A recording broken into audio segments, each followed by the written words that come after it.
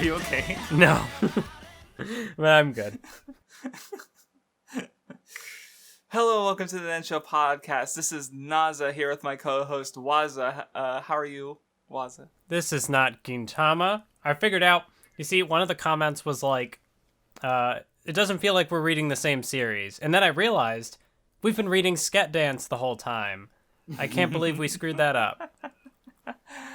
Yeah, I mean, they're basically the same manga. So, understandable mistake. It's still kind of weird. Okay, let's just get into comments. Do you have any comments to respond to? No. All right, moving on to the no, I'm kidding. I do have comments to respond to, actually, but if you want to get to one first.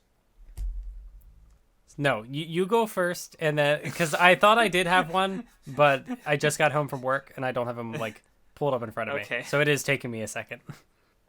So Dan mentions the translation, specifically talks about some issues with the fan translation during the Mado, the observation diary chapter. And like, I think we both understand that the translation isn't good, but the difference is we haven't seen another translation. Like, we're beholden to this one. So even though we recognize on some level that, like, yeah, we've only had to deal with 8 different scanlation groups or whatever, this whole reading. So, but we can't place where there are issues and where there aren't, even though on some level we do already understand that, if that makes sense. So, yeah. I mean, like, I did notice in this reading, there were, like, a couple points where I had to, like, reread pages of dialogue to, like, because, like, there'd be something that, which I don't know if it was necessarily a mistranslation or if it was just, like, my brain not comprehending things the correct way. Gintama? Weird? No. Speaking of Gintama being weird, Max Westerman made a comment about the cat arc, and it just kind of all I needed was that little connection. It's just like, oh, where the cats are kind of like the samurai, where the samurai were neutered when the Amanto came in, where they had their swords taken away. Obviously, I was supposed to think of cat testicles as swords, right? but which is funny because it's there, and he also points out that it might be interesting to kind of look back at that arc when we have the full context of Gintoki's backstory and stuff later. Yeah. But we don't have that now. But it's just like once I had that friend to me, I was like, oh, of course, that's what it was. I just didn't think of that before.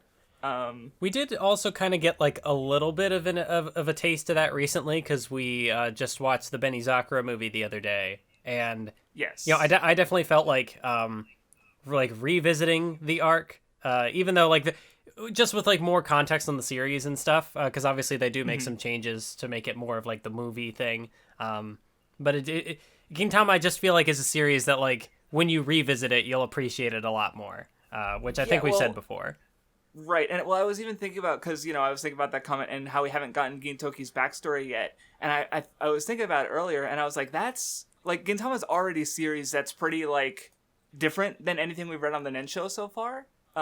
Especially in how not only it being so comedy focused, but also how it uses the comedy, but also in how with Gintoki, we know we're gonna get his backstory eventually, and we've gotten enough pieces to get enough of what he's dealt with without actually knowing it, that we understand it on some level. Yeah. But I've been thinking about it, and we haven't really had a series on the Nen Show like that, where it's either the character, we get their backstory early on, or it just doesn't matter, in the case of Kabukicho, or it's with the big 3 where we get enough at the start to get it, but then later we get stuff, but it's not we were waiting for that new stuff. We're not sitting there through in Water 7 oh, when are we gonna learn about Sabo? And or we know about Ichigo's parents in the first arc, then we learn more in Thousand Year Blood War in the flashback, or Naruto, we know about the Nine-Tailed Fox, and then we see the flashback with the Nine-Tailed Fox getting sealed away and Obito fighting Minato, and but we weren't looking forward to those in the same way. We're sitting here waiting for this is the 6th episode of the reading, I think, so we're halfway done episode wise, we're halfway done volume and chapter wise, and we're still waiting on Gintoki's backstory, and so I just realized that that's pretty different than anything we've read so far, which is interesting. And maybe we'll get Gintoki's. Give it to us, Sorachi. We're waiting. Yeah, there was even kind of a little bit of that with. And I guess on that note, I don't remember the character's Go name, on. but the guy who showed up in like the first reading and has not been back since, I was starting to wonder if he was ever going to appear again, or like if the joke of his character was just that he was there for the openings and endings. But he did come back, and so it's like, oh, okay, so he is gonna. It's just like, how long are you gonna leave that thread hanging there? Yeah, and well, what I want to say is about the Benizakura arc, where like because I've been saying it's like my favorite and one of my favorites for a good while, and I changed this reading, but rewatching the movie, I kind of realized like part of it why I think I like Benizakura is because it's the most we've gotten out of like Takasugi and Katsura and Gintoki all at once and their sort of history together. Yeah. And that hasn't really been followed up. Like, we've gotten more serious arcs since then, but none that have really followed up on that. And so I thought about it and I realized, like, oh, that might be... Maybe that's why I like Benizakura quite a bit, because none of the... Like, I am really interested in Takasugi, but, you know, no arc since then has really gone with that. So, even though, like I said, I do have another arc that I like better now. But anyway, did you have any more comments? That might have actually been the only one. Okay. I mean, like there was some stuff about like Ill Smith and how like I guess another play would have been like Virus Smith, because how the word to be pronounced. I didn't think about that. Yeah, well, because I'm so used to like they just changed a syllable or a letter. Like I didn't think about that. Oh, there's a pun there. Like I didn't think about that at all. Anyway, starting off with the reading, first we get another Christmas arc. This arc, or this reading in particular, was kind of, I mean, like, it's probably happened before, but the fact that we had, like, you know, the start of the reading was like, hey, here's a Christmas arc, and we get, like, New Year's stuff, and then about 50 chapters later, it's like, okay, here's another New Year's arc, and it's like, oh no. Right, not like as in like, oh, it's repetitive, but it's really like, you know, if Gintama is this story which very much revels in like the day-to-day and the mundane and, you know, the cycle of life, the fact that it's just like, here's a New Year's chapter, and then later we're gonna get another New Year's chapter, it's like, oh no, life really is just a cycle. We're going through a decade of serialization in a half a year, so right. So we keep getting these. This is at least the third Christmas one, I think. So, but yeah, that is true. So when you're binging it, it's just like existential crisis, Gintama. Yep. Anyway, because this one, I guess you have because Gintoki's kind of a father figure to Kagura. And then her dad comes in, and so they're, like, fighting over, like, them being Santa. And, of course, everyone else gets involved. And, like, there's a whole thing where they do, like skits, like, some storytelling, and the joke... this recurs throughout the whole series, not just this reading, but it always to see how, like, he'll just take a joke, and he'll go as far with it as he can. He'll just take it and fucking run with it. Yeah. And keep going. And I'm like, holy shit, how long is this joke gonna go? And he's still going, and it's transforming, and it's just... The second chapter of this was also kind of funny, because it's like, wait, it's not even Christmas anymore, but they're still doing the Santa arc. Right. Yeah, because in... publishing time, that it would take like a month or so for all the chapters to come out. So would it start in November? Would it go into January? Like, I have to check. Then we get a little bit more of the Shinsengumi with Yamazaki, and this one introduces a running joke that comes up at least one more time in the reading with Anpan, where he loses his mind, and because he has this whole idea where he doesn't even like it, but it's a stakeout thing, so I'm gonna eat it, and it's he what is it, his like that's part of his soul, so he does like sort of he compromises on it and gets poisoned, but at the end of the day he does capture them. So I did like the recurring joke on the one page where he's just like he's getting sick of it and just throwing it at things, and it's like he threw it at the cashier, he threw it at the convenience store worker, he threw it at the vice chief, and then he's just like in bandages the next page. And then it pays off when he throws it at the lady and the guy who's getting away, and to capture them. So the New Year's one was also pretty funny, because like this is the first, like it's not like Takasugi is there, but he's still involved in some way with the New Year's cards, and this is the only time so far in which Takasugi has been involved in a gag in any way. Because we didn't even talk about how, like, oh, he's this character with, he's got a lot of serious presence, you know, like when Takasugi's there, you know, shit's gotten real, and he's not there, but they're still calling attention to him in a way that they haven't done in the comedy yet, I don't think. And that was funny because it's like, wait, hold on. He's just he sent them a New Year's card, and it's with I will destroy everything this year as well. Like, okay. It's also this kind of ends up working out for like how the reading ended up being structured, because with the arc we left off on, we find out that wait, this was the last appearance Elizabeth had for like a whole year, which would have made more sense like in a serialization standpoint, because I didn't really notice that there hadn't been any Elizabeth. No. Maybe that's also kind of, it also works in that way. But like if you're going through it weekly, and so like an actual year of serialization passes, there were people wondering like, hey, where has Elizabeth Where's been? Elizabeth? Where's Elizabeth? I need people to sign a petition. Bring Elizabeth back. Well, luckily those people had their petition fulfilled, as I had my petition fulfilled. And yeah, you also had Sakamoto, who I've just been saying, like, where the fuck is he? And, well, it was even funny in the Benny Zakura movie, they even made a joke about how he only appears in the openings and endings. And it's like, because he never fucking shows up in the series. But then he showed up in this reading, so. Also, I like the joke with Katsuro where he's like, I've been on standby this outside the whole time for my turn as Santa. Like, he's such a dork. See, it's like just like a constant rush of like holiday stuff, probably because he did the holiday arc, and then like because like the New Year's ones end and it's Valentine's Day already, and it's like, hold on, you did what? You can't do that. And yeah, it's all the girls are awkward and terrible, but good. So, like, I like the one gag in there where Sachan's like nervous because she has never used the front door before to visit Kentoki. Like, because she's so used to sneaking in. Yeah, this was a fun little chapter. I mean, yeah, because it definitely puts like some of the characters like out of their element. Like there's all the jokes about like Skuyo gets like the thing, and they're like, here, I wrote this message on it, and it's like from her with love, and it's like, wait, why'd you write that? Because she's a dork.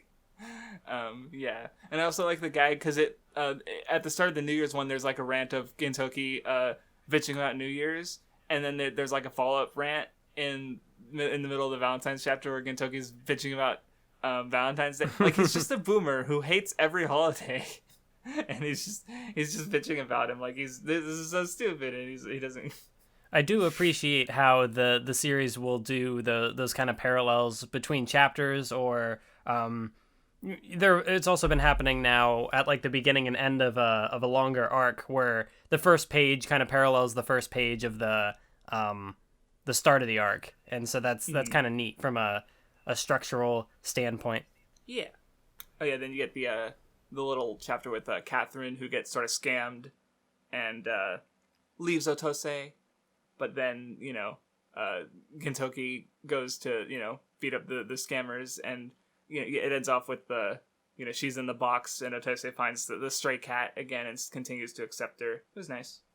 I also I'm not sure how I feel about the whole like a woman in love or whatever is like when she's at her like most beautiful, and then like her appearance literally changes. But it is kind of funny when everybody's talking about how like she's been I can't think of the words. But then, like, Gintoki doesn't believe it, and then, like, when she actually walks in, he's got, like, the drink, and it's just, like, spilling all over, because he's like, what? That's a classic reaction image. I've seen that one for years. It's actually an animated GIF from the anime, but it's just the drink spilling. This stretch of chapters also has another iconic Gintoki reaction.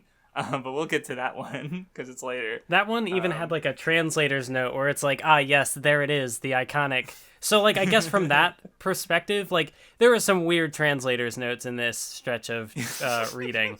But, that one was kind of interesting because it does lend like more of a cultural like or like how the community responded to the series, and it kind of provides context in that regard. Like maybe it's not necessary, like it doesn't have to be a translator's note there, but since it is there, it's like, okay, that was kind of interesting to take from it.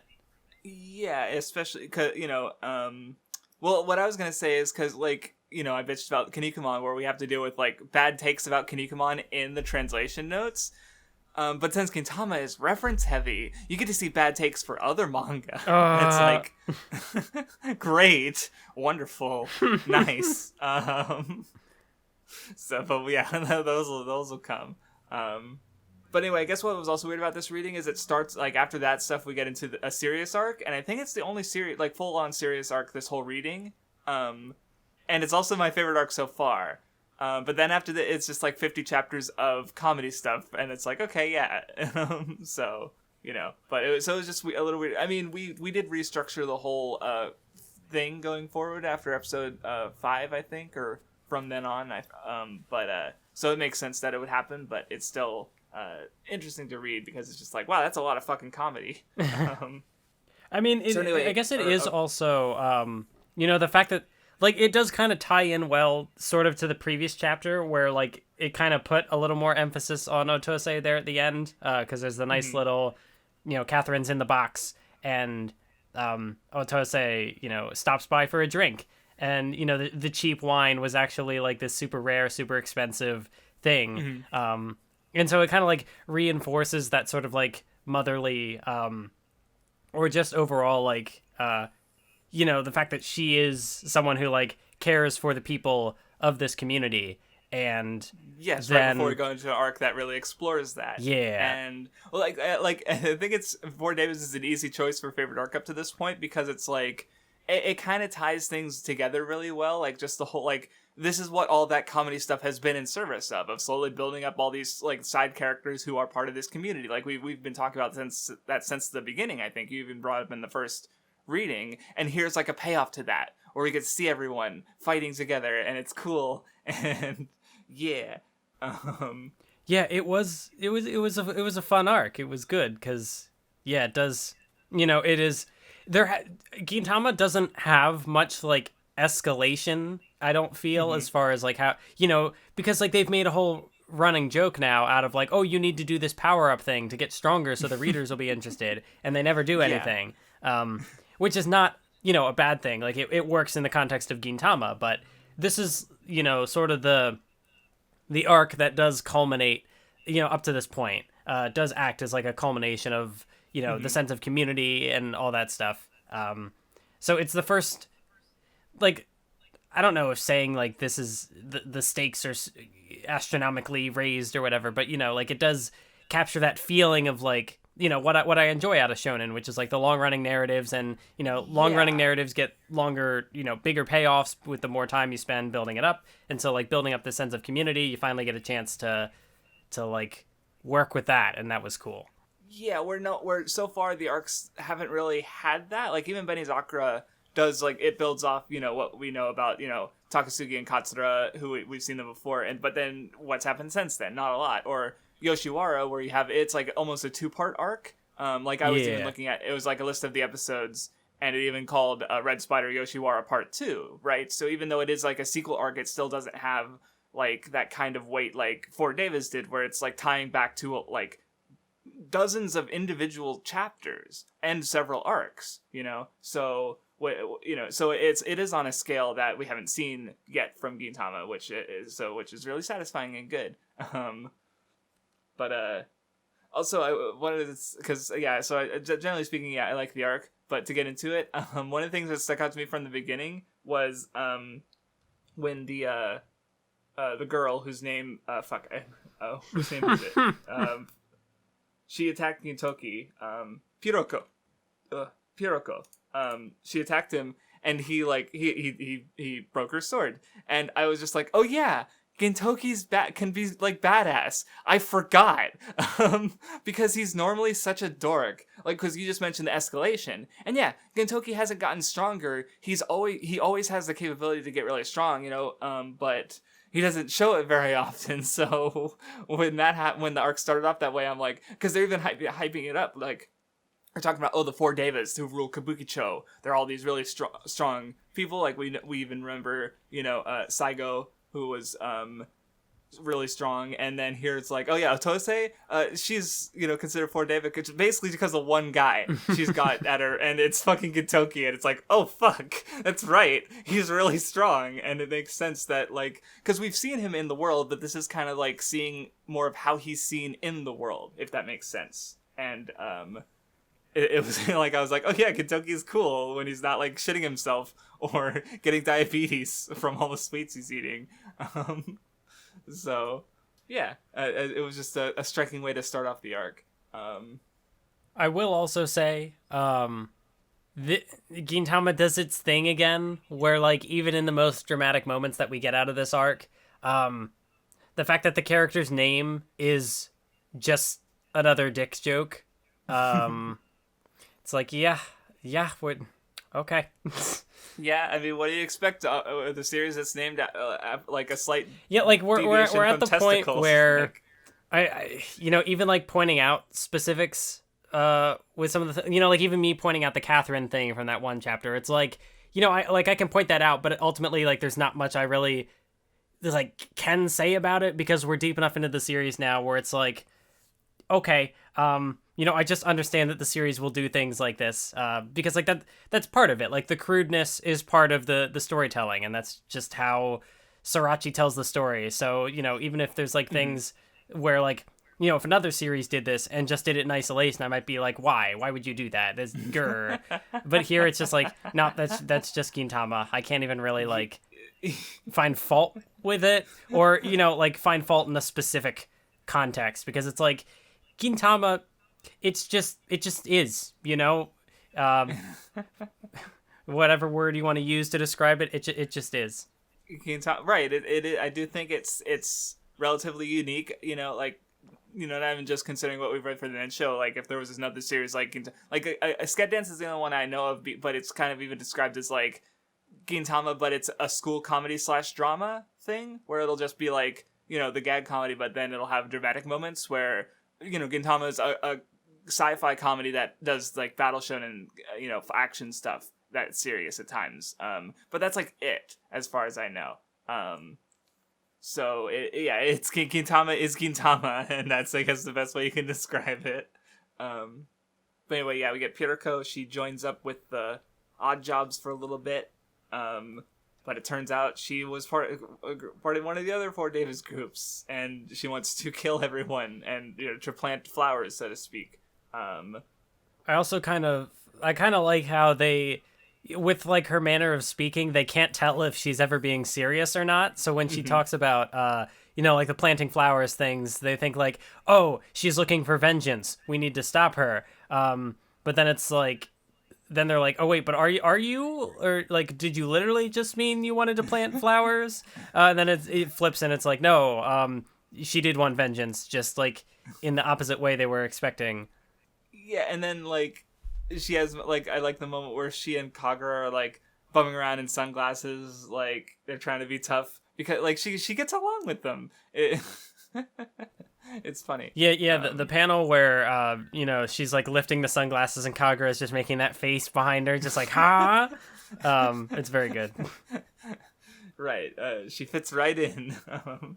But yeah, of course, as tensions about the whole gang war are rising, there's a meeting with between the four Devas themselves as they talk about how like the things are shifting, so it's likely that they're not all going to be surviving the coming in the coming time. Then of course we get Pirocho's connection with Jiro. He left his family, and she is that family coming back to get recognized by her dad who left her. Oh yeah, I like the with Jiro talking to Otose at the grave of her husband, where she's kind of like taking everything onto herself so no one else gets hurt, and they're her family, so good. And of course she's down, so Gintoki gets pissed the fuck off. You also get the 7-3 guy. Finally gets he's been an interesting background presence who it's like, okay, he's got to be building to something. He's going to do something important. And then here is where he finally, I mean, he shows up and then gets stabbed. So not in perhaps the, I mean, but he was like minor enough that it's not like, oh, wow, that was it. It's just kind of like you didn't know what to expect from him. And then he just ended up being, like a demonstration for the real character who is like initially antagonistic, but is not actually the antagonist of the arc. It is, this arc has an interesting structure to it where, by the end, it like the character dynamics have completely flipped from like what they were before. Like you still have the thread with Gintoki and Jirocho, but that's not, he's not like the main villain of the arc. Yeah, he is, he's a main like antagonizer, if that makes sense. Like he's kind of like, because of he's him, not like the like evil one, I guess. Right, but he's not the end game, and the way it flips around is cool. But yeah, it's like because I was waiting for everyone to like come together and stuff, and sure enough, like even before it happened, like there's after Otose gets hospitalized, like it just sort of flips through and you see a bunch of the characters, like some of them we haven't seen since their arc or chapter. Like the fighter lady, or the one guy from the host club who changes his appearance, and the swordsmith from Benizakura. Like, like we haven't seen these guys in a long time. But then what you see is like, oh shit, yeah. Because I knew exactly what's gonna happen. I was looking forward to it. Then it happened. It was fucking great, and I loved it. But yeah, Gintoki's about to sort of take everything onto himself again, and everyone's like, why does protection have to be one-sided? Why can't we protect you? And this is when I got a little emotional, because like when they took the food, and like the 5 of them took the thank you for making it possible for me to meet these rejects. I was like, oh no, I'm feeling things, because Otase, you mentioned earlier, she was kind of like a mother. She did kind of bring them all together under her home, and part of it, like, yeah, it's because of, her meeting Gintoki that, like, the story is able to function, in a sense. Like, they live under her roof, right? And, so because, she helped Gintoki, Gintoki was able to help many more people and sort of bring together Kabukicho and carry on her husband's ideals. And, yeah, it's good. I did also think that the chapter title for 301, the job of the young is to watch over the deaths of the old, and the job of the old is to watch over the lives of the young, or something to that effect. That was just how this translation put it. Mm-hmm. Ooh, that was... Ooh. Yeah, it's a good line.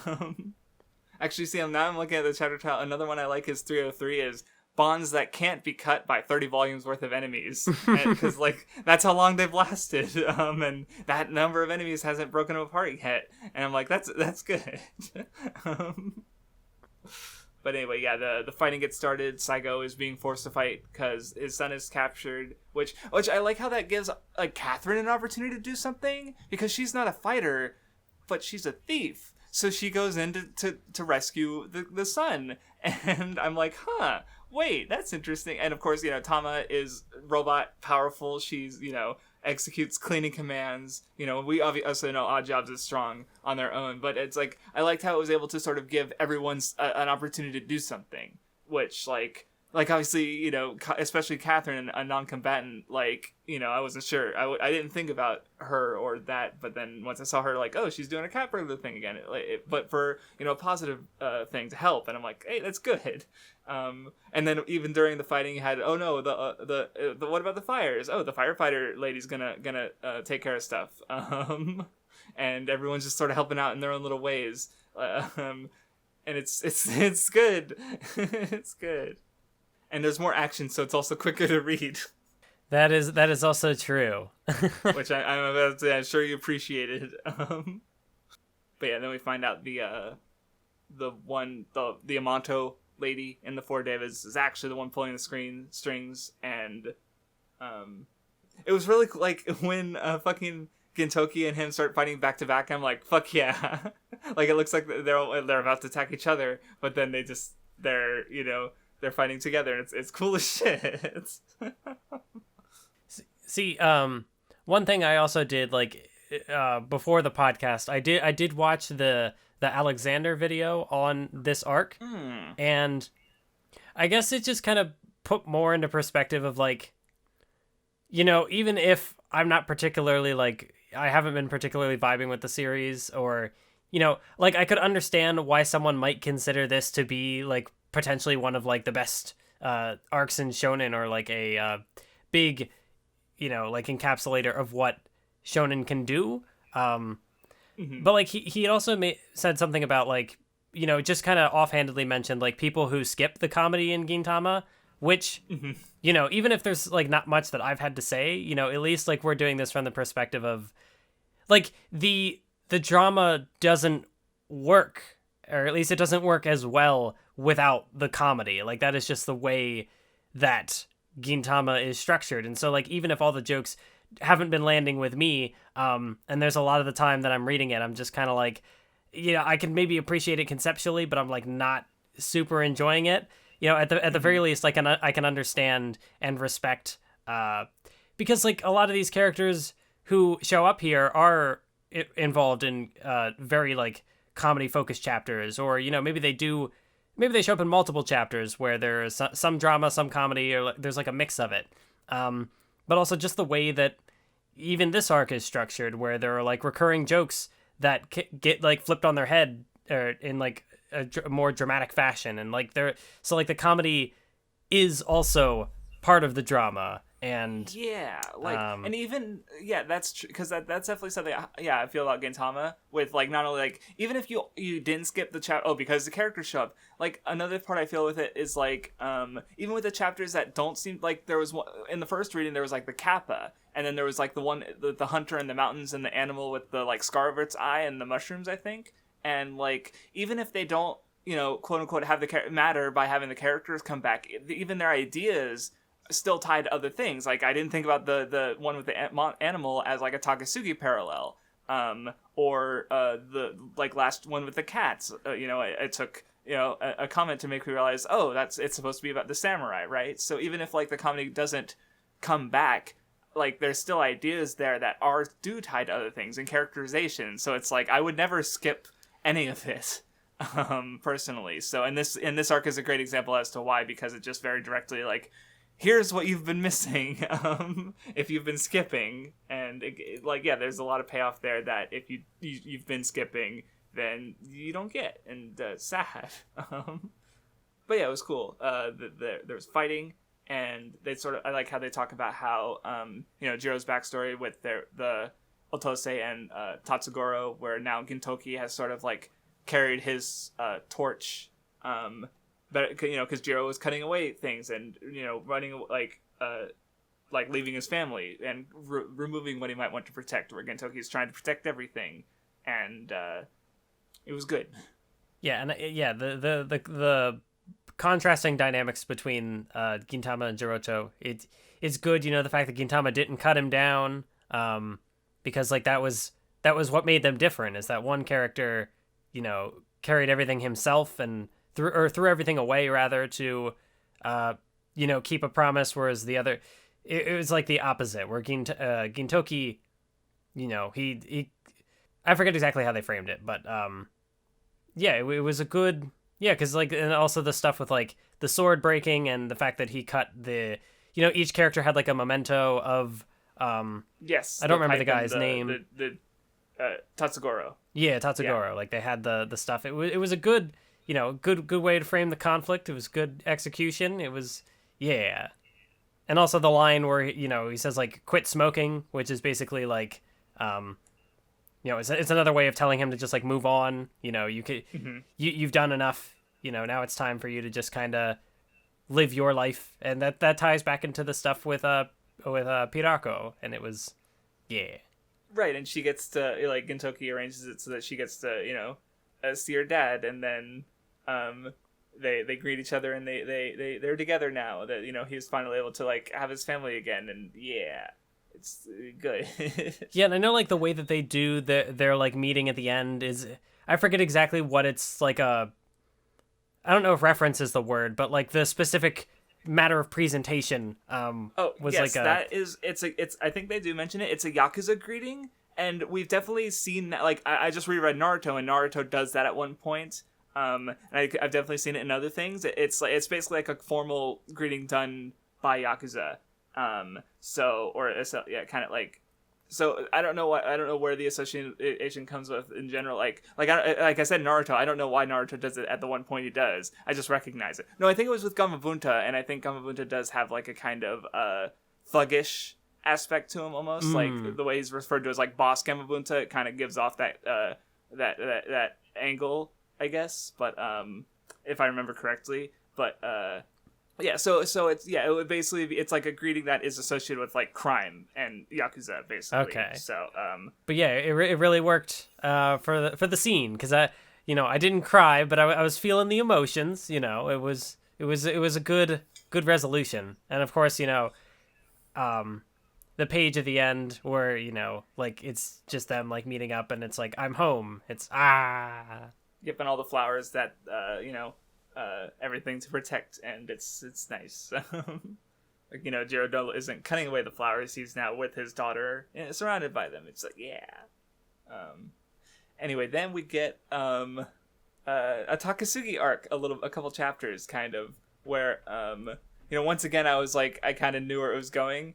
And so I'm just waiting for it to happen, and it happened. And it was like, oh fuck, like now Kamui's with Takasugi. I mean, yeah, that's how it be. Like if it's the long running shonen, you're not just gonna have the two big villains fight and like kill each other off. Like that doesn't lead to the satisfying payoff. But if they team up, now you have especially a threat. Especially when you have like Kamui, who's like a Kagura antagonist, and Takasugi, who's like a Gintoki antagonist. Like they can't both be Gintoki antagonists and work together, right? So it works perfectly, and that was also a thing. You in an offhanded comment you had mentioned when we were watching the Benizakura movie, because like he has a cameo there, which I guess would have been the spoiler that you'd want to like read further along.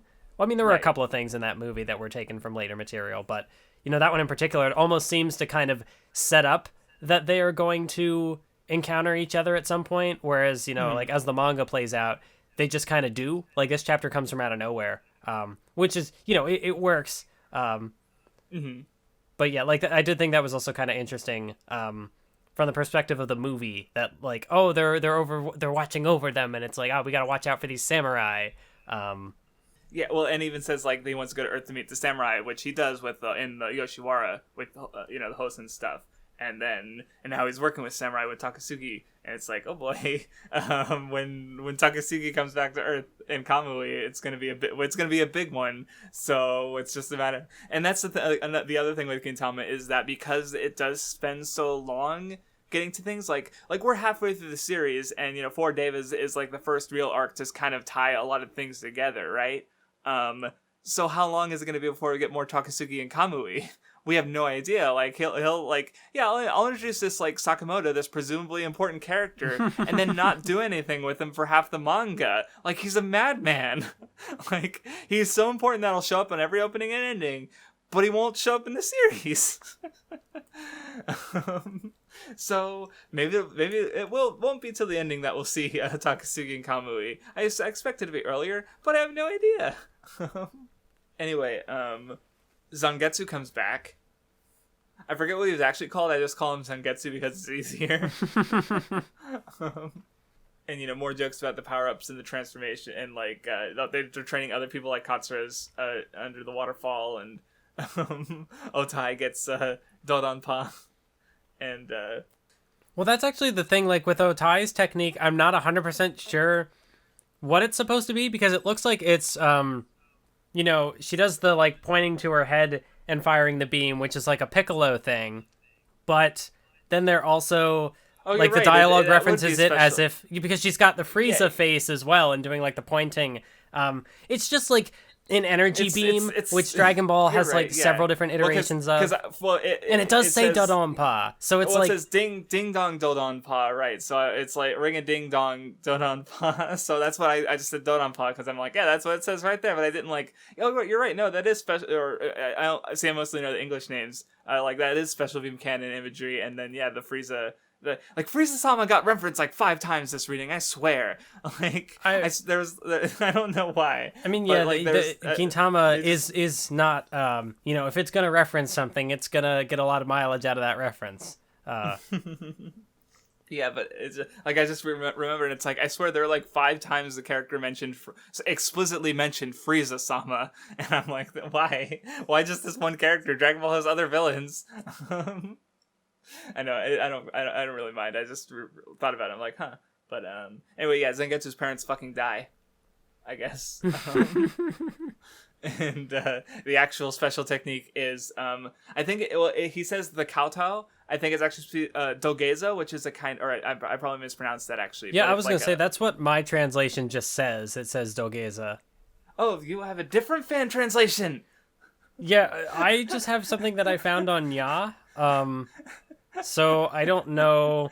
So yours doesn't have the www.skypea.net watermarks. No. Well, that explains maybe some if we've ever been confused about something. I didn't know there were multiple fan translations. And I guess probably better. Yeah, I guess there must have been, because like I forget what it was that prompted me to look up. Because I did look up like on an online site to see like if there was a different translation, and like there was, but then later in the reading there wasn't. Like it was the exact same thing. So I don't know what parts are translated by multiple groups or what parts aren't. I don't know. Okay. Well, I was correct at least in that it's just the dogeza, but my translation didn't call it that, but yours did. So okay, I'll have to be careful and remember that. Maybe like I don't know. I'm so confused. My reality is broken. So anyway, Kondo wants to go see the baseball game. It doesn't work out. See, like, I think also, I think it was the Dan comment about Hasegawa. Also kind of so, a chapter like this with Kondo as well, I feel like would also kind of, add a lot to, like, what makes him an endearing character. Because he does all this stuff like, oh, I want to go out with Otai. But then he ends up, like, going on this journey and kind of making all these sacrifices for these people. And of course, world's right, because the world's just shitting on him. Like, he is the world's fate's toilet. But he still gets up and keeps going. So, that kind of just, like, sort of encapsulates, like, how I feel about Hasegawa as well. I kind of have a similar feeling to Kondo, where it's like, if this is a character that people are, like, really attached to, because obviously, like, he's a popular character in the popularity polls, but, like, I can see, like, people talk about, like, more, like, elaborate more on, like, what makes this character interesting to them. And it's like, okay, I can see why you would appreciate that. But it, like, doesn't really change how I feel about the character. Yeah, but I don't know. But it's like, I see it. And so if someone's down there in the Vindy, maybe, because he's a Kondo guy. If there's We're farther than him now, actually. But I did not know that. Wait, is he rereading it or? No, he's watching it for the first time. He was ahead of us for a while, but he had school, but now he's done with school, so he might be able to, like, blitz past us. But right now we're farther than Vindy. Okay, well, maybe not him specifically, but if somebody's like, yes, this episode, here's what all it does for Kondo, like, cool, I'm glad that makes you happy, glad that you appreciate it. And I don't mean, let me hear what if I come off as like sarcastic fans, and condescending, I'm not trying to be. I mean that genuinely. But yeah, like this was a fun chapter. But you don't sound sarcastic to me, but I also know you, so yeah. But no, this one, it was fun. And of course, it ends. He does the Fooly Cooly thing. And oh my god, that is a Fooly Cooly reference. I'm stupid. I'm dumb. How did I not recognize that? But it hits her in the head, and she kills him. Even though he was trying his hardest. Well, I for some reason I like the there's like a flaming meteor like just bonking into Otai's head like lightly, and just something about that is just I don't know. Meteors are deadly, and she's just like bonk. But yeah, I don't know. Anyway, after that it was Kyubey, so it was good. I didn't. This is another thing where I didn't realize, even though, oh my god, I'm so dumb. So like my translation has literally a translator's note about what Jugemu is, and I have seen Rakugo related stuff. Like I forget if it is directly. No, it is in Rakugo Shinju. So like I am familiar with this, but I went through the whole chapter, and like they're doing all the jokes with like how long the monkey's name is. And I'm like, that's right. I get it. They're doing like a long name. That's funny, haha. But then it wasn't until like I finished the arc, and I was like, oh wait, because like they literally did the thing where they were in like a, like they were on the stage and they were bowing, and so it was like, yeah. And I was like, oh no wait, that's because Jugemu is like it's a thing. It's a fucking dumb. As I understand the Rakugo joke, it's basically the joke is that like. Jugemu, really long fucking name. Yeah. If you want to hear the full name, go watch the ending to Joshiraku, which is also a Rakugo anime. It's just not that one. And apparently for like the lyrics for like a singular part of the song are just the name. Yeah.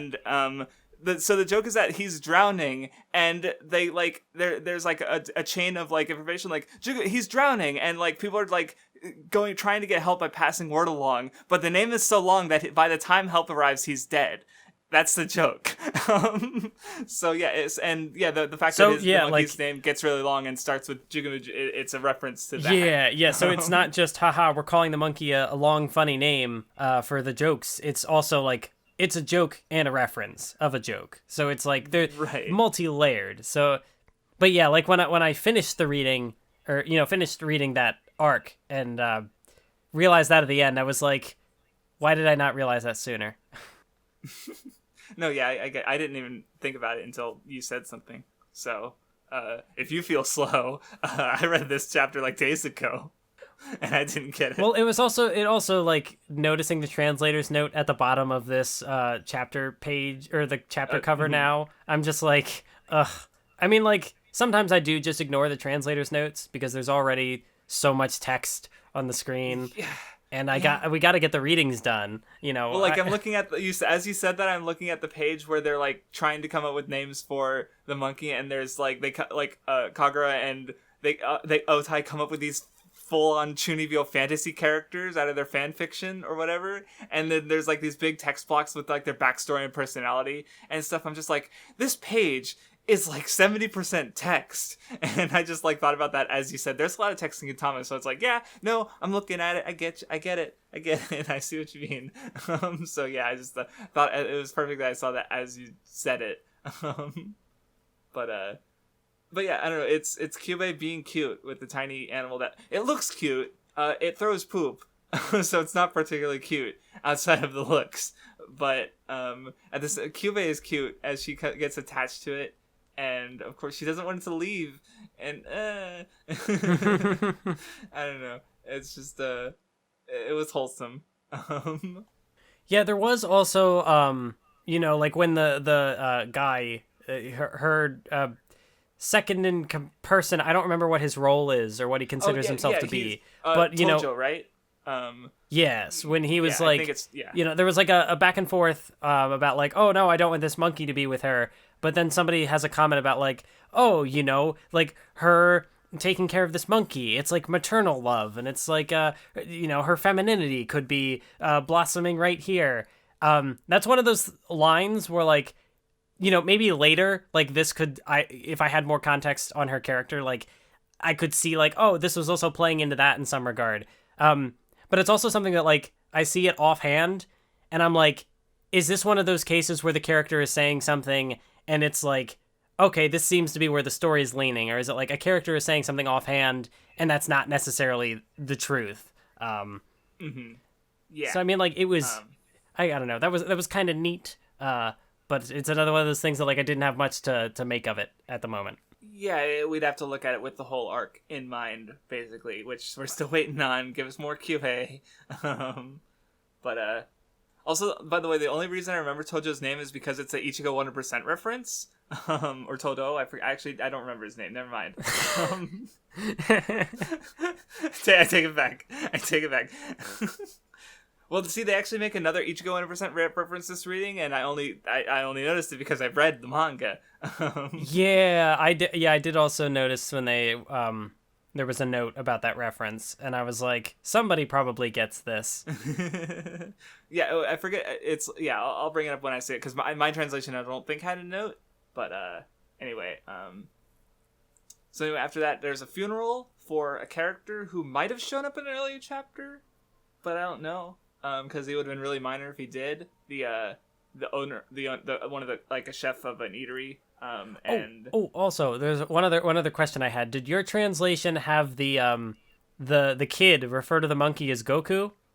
Yes, but okay. It was spelled with 2 U's, I think, or something like that. Like it was very, or something like that. It wasn't spelled exactly. Like, well, I figure I figured it's probably because it's pronounced like Son Goku. There's extra emphasis on the back half.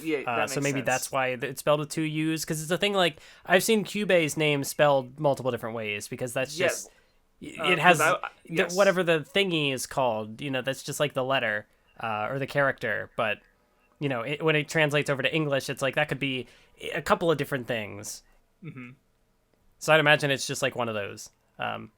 Yeah. So yeah, like another Dragon Ball reference. But it was all, like when we were reading the Viz translation earlier, there would be some like completely different references that it's like which was the series actually referencing. So that's also why I. Well, I mean, I was about to say, checked. like, I mean, on one hand, it could be a Dragon Ball reference. On the other hand, it could be a You're right. Journey to the West reference. You're right. I didn't think. I mean, see, it's like, well, because I understand where you're coming from. Because like, I just reread Naruto, so like, there's the 4-tailed beast who's named Son Goku.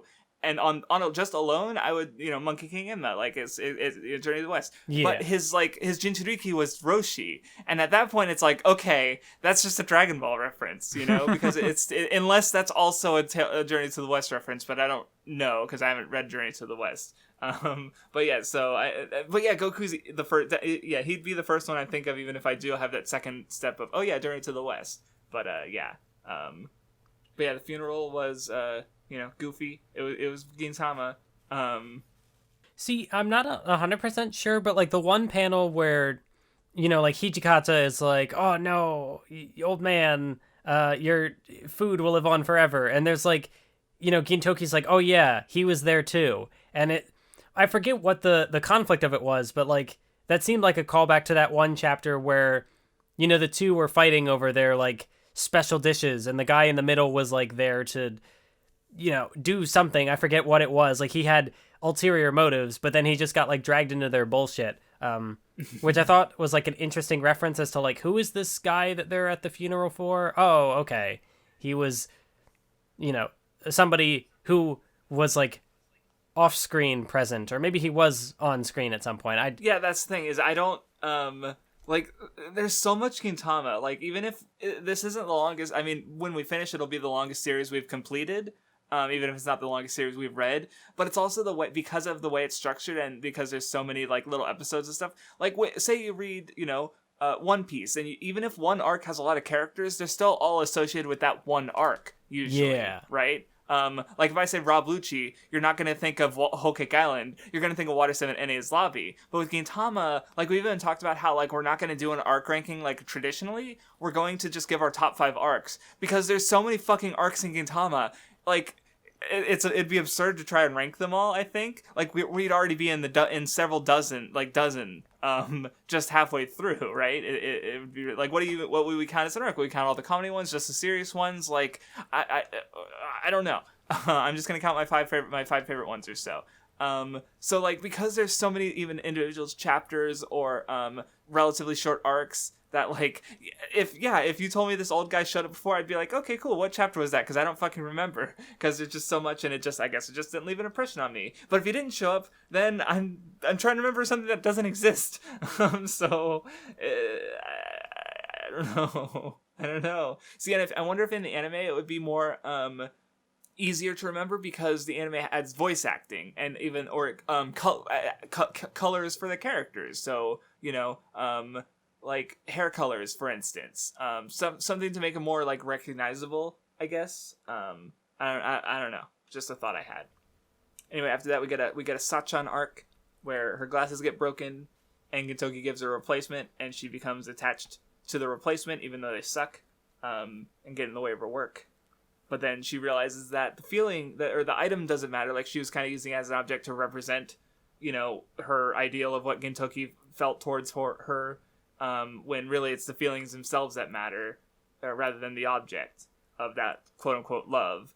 And so she gets super glasses that like fire lasers and shit.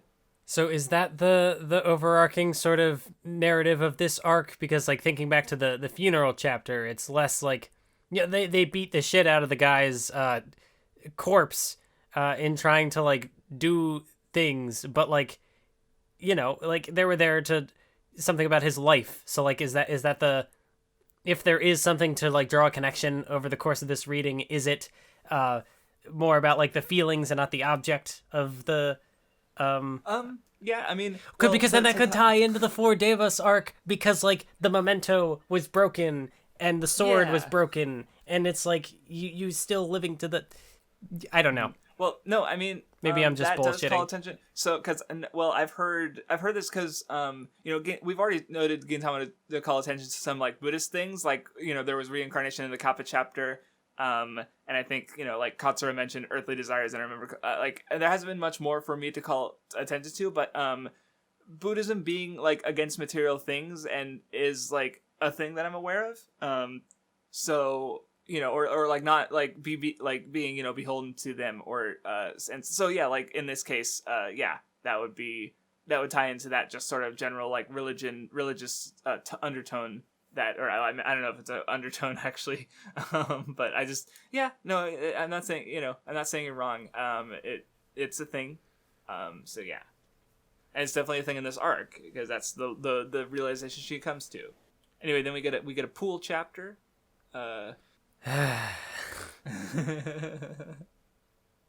What you didn't like? Okay, what part didn't you like actually? Oh, the Shogun. Well, I mean, there's like, there's just like a lot of little moments that like I specifically would not like, because I'm generally not too big on like the fan servicey sort of stuff. Yeah. But and like that's the main conceit of this, like that's the joke. Well, the first when you were sighing, and I was like scrolling through, I got to the page where Kyubei gets like accidentally groped by Gintoki and Madao, and on one hand it's like it's accidental groping, it's like yeah, but on the other hand she blushes and it's kind of cute, but also damn it, and she beats the fucking shit out of him. So I mean, like, it also plays into her recurring thing about, like, she can't touch guys or guys can't touch her. And she, like, because, she does the thing where, like, she throws them away. Right. And then so, again, it's not like there's nothing there. And I do think that, like, the part where, she has the comment about, like, not enjoying, like, swimming pools and swimming suits and that sort of thing, which is definitely, like, a very big, like, gender dysphoria mood. That's a thing that I've heard that people... like, even myself, like, I can't imagine that I would ever go to, like, a beach or anything anytime soon. But that's also just, like, a general, like, body insecurity thing. No, but there definitely is, like, so even when, like, I can see that if there's nothing to the joke, it's still also just, like, the gut reaction of, like, ugh, why? Just... In general, that's just... that. Okay, so this also kind of ties into a moment that happens later. But I did have that tweet, which is just like, Sorachi, why? And there's a lot of things that could apply to. So sometimes, like, that's the thing with, like, Kyubei's character. Like, on the one hand, she's my favorite character in the manga, and I feel like, overall, I like what the story is, like, doing with her, but there are little moments where, like, I have to, like, stop and really, like, disconnect from it and then come back and, like, process again to, like, think, because like my gut reaction is no, it's why would you do that? Why are you disrespecting her? Don't bully Cube. But yeah, like, see, like even in just like discussing that moment, I feel like I took more away from it than I did when I actually read it. No, that makes sense. Like, yeah. Because I remember even getting some, because I did like my perfect character video, and I got a comment by one of my patrons saying something about how like a lot of the visuals of the video are just like sexual and sexual assault related things happening, and it's like, which makes it harder to watch. And so like even if there's something there, like, it's a video of mine, I would expect there to be some kind of point or takeaway that someone can get from it. But also like if the subject matter is just harsh in the first place, like having that visual there, like, or if you were just reading something and had to envision it yourself, like that's a little different.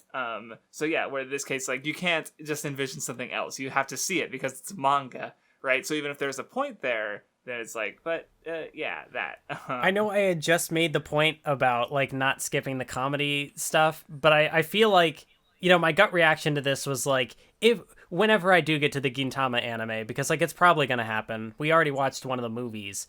This feels like an episode that I would skip, but like I've at least consumed it once before. Maybe I won't actually skip it. Well, because they might make changes. I don't know. That's true. Because I'm very much on the like side of like wanting to get the most perspective possible. Like the best way you can understand it is by like experiencing in both forms, right? Like if you watch the anime because if you're watching the anime, they're gonna make changes that will inherently like you've talked about the 99 Hunter 11 Hunter. I almost said Hunter 11 anime. It's like, wait, hold on, the streams are crossing. I meant 99, where like they make fundamental changes to Gon's character, so it's like he's a different Gon, and as a result, you can't just skip the filler episodes because like the non-canon episodes are there under the pretense that like they didn't have in the manga, but that's a different Gon now because this anime has made changes to that character. So you do have to go through that stuff because it's more likely that will matter to this version of the character, or at least, because it's like, I'm kind of like in the camp of like, I think viewing a work as an adaptation and viewing it as a work as its own thing are both valid conversations to have. The question is like, if you're having the conversation, like, are you both on that same page, And so in that case, like, I want to understand the changes, but also like, right. So yeah, if you skip it, sure. But at the same time, like, what if they add stuff is just a thought I had. So, I mean, anyway, and there are also things that like Gintama just does. Like there's another gag that gets set up where like Kondo appears out of the water and then gets like Otai kicks him into the water. And then like the other guy appears, Tojo or whatever we said his name was. No, it's Tojo. I saw it in the text. And then Kyubey beats him up, and then Sachan appears, and Gintoki kicks her, and it's just like a lot of now the pool is full of blood, and Also, yep. I'm just realizing what maybe I'm misremembering.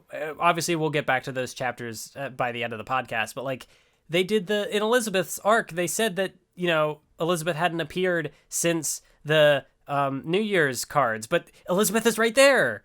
Sorachi, you hack. You can't remember the last time you included characters.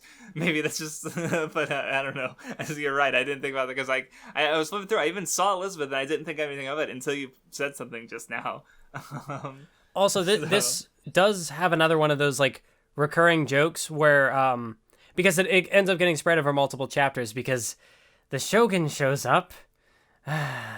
But anyways, like there's the thing where they slide down the slide and then Katsura gets like killed. And then at the very end of the arc when there's like something happening and it's like, here's the satisfying moment. The Shogun finally gets to not be the butt of the joke. And then he's the butt of a different joke. Rare Shogun win. Like his goofy elastic briefs that he always ends up in.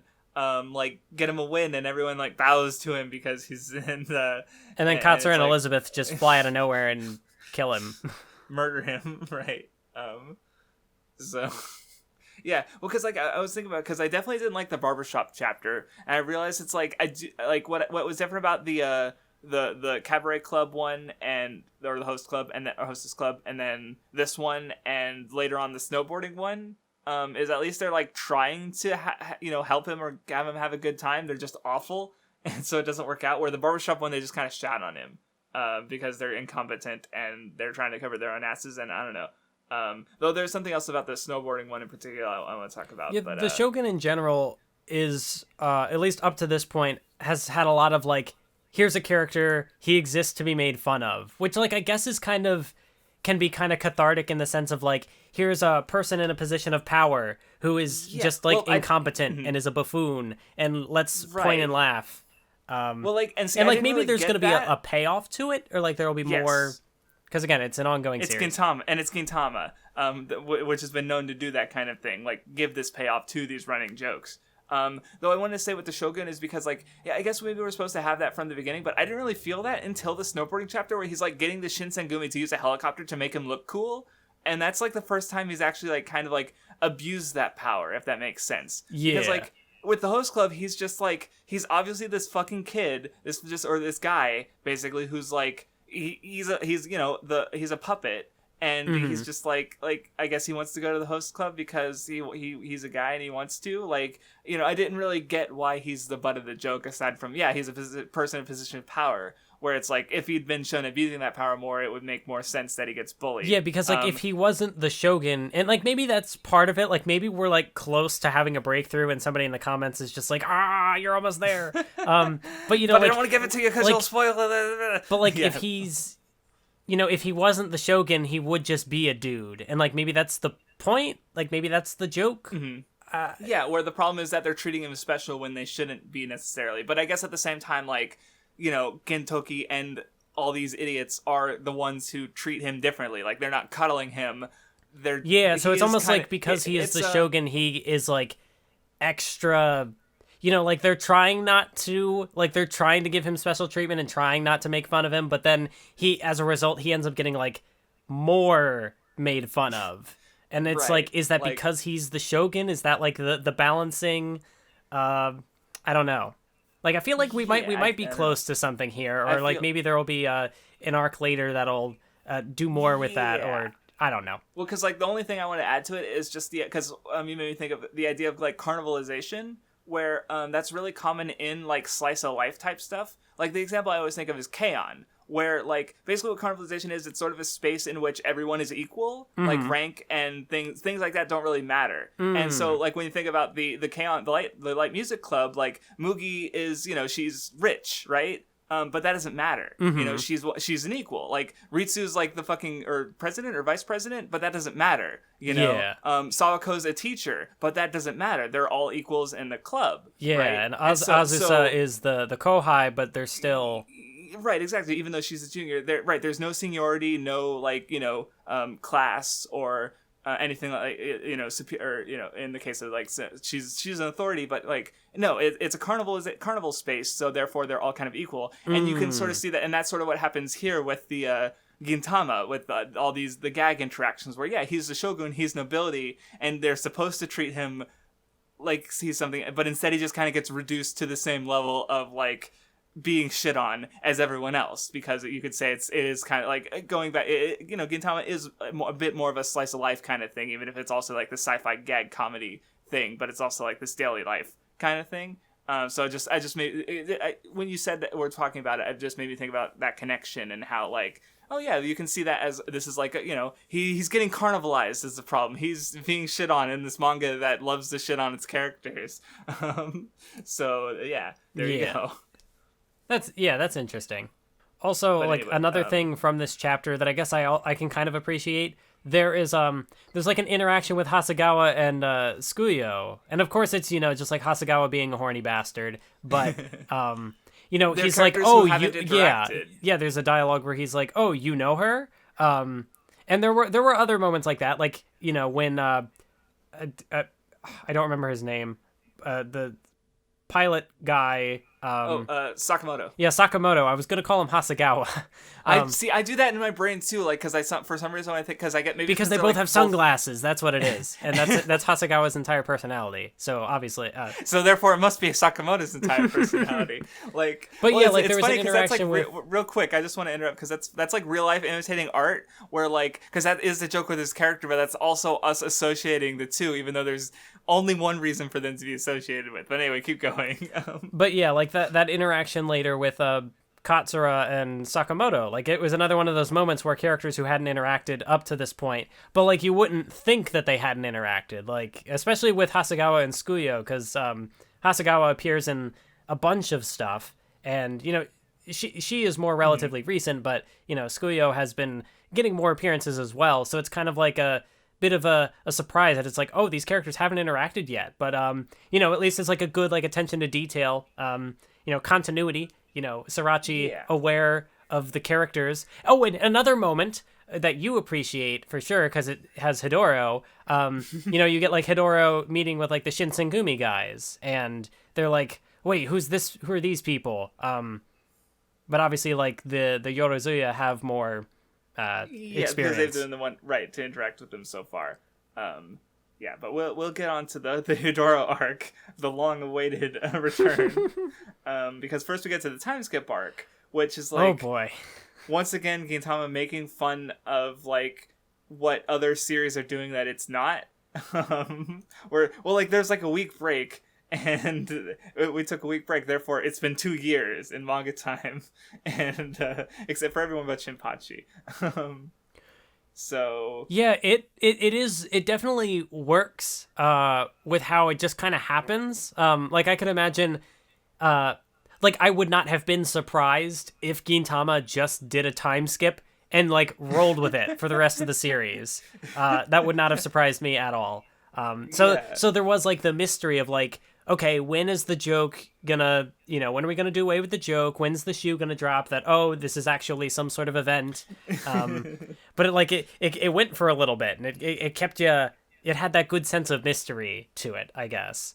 Mm-hmm. Though I guess the way that it sort of used the actual like break the manga took in the thing, because we just did Kinnikuman, and there was my favorite joke from Kinnikuman was when he was like stuck in the same pose for 3 months because the manga took like a little hiatus. Yes, the one good joke in Kinnikuman. Exactly, right. And so this is just like the same, similar, where it's using the real life like things that are happening with the manga, just 1 week break, pretty normal, to like, there was a time skip that just happened. It's like, oh, okay, like this would have been funny if you're reading it weekly, and you get the 1 week break is over, and oh fuck, wait, what happened? It's just a time skip all of a sudden, right? So it adds to it, and it's funny.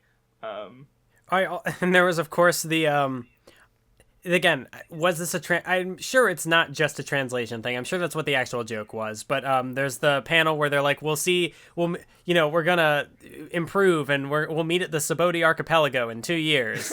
And Shinpachi's like, what are you talking about?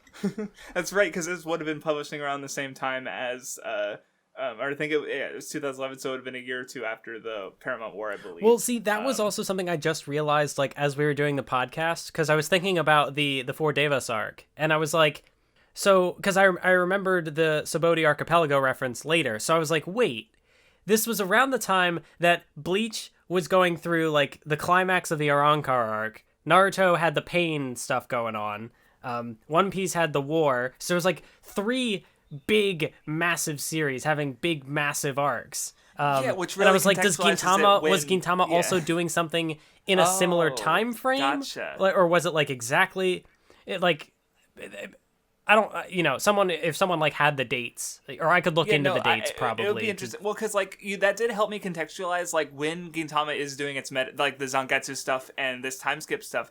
It is like, because Gintama was running alongside the big 3. Yeah, and it pretty much is like, it's about the same, like the 700 chapters, so it's not the big 3, but it is, a few years later too, it definitely exists in the context of the big 3, which it's not irrelevant to the conversation as far as like, not like, oh, is Gintama really the real big 3, Gintama, One Piece, and Bleach or something, like not that kind of thing, but... Well, because like what I just realized is because like you do have that sort of, it is kind of an issue in Western shonen discourse where it's like, oh yeah, it's the big 3 and Dragon Ball, nothing, and then like nothing else. Where like obviously Gintama, but those are the series that like off the top of my head Gintama's referenced the most. Like there was a Kinnikuman reference, like a Fist of the North Star reference, like a couple Ashino Joe ones to be fair, but like by and large, like, it really, it's referencing, like, what else is running in the magazine at the time, and Dragon Ball, like an untouchable classic.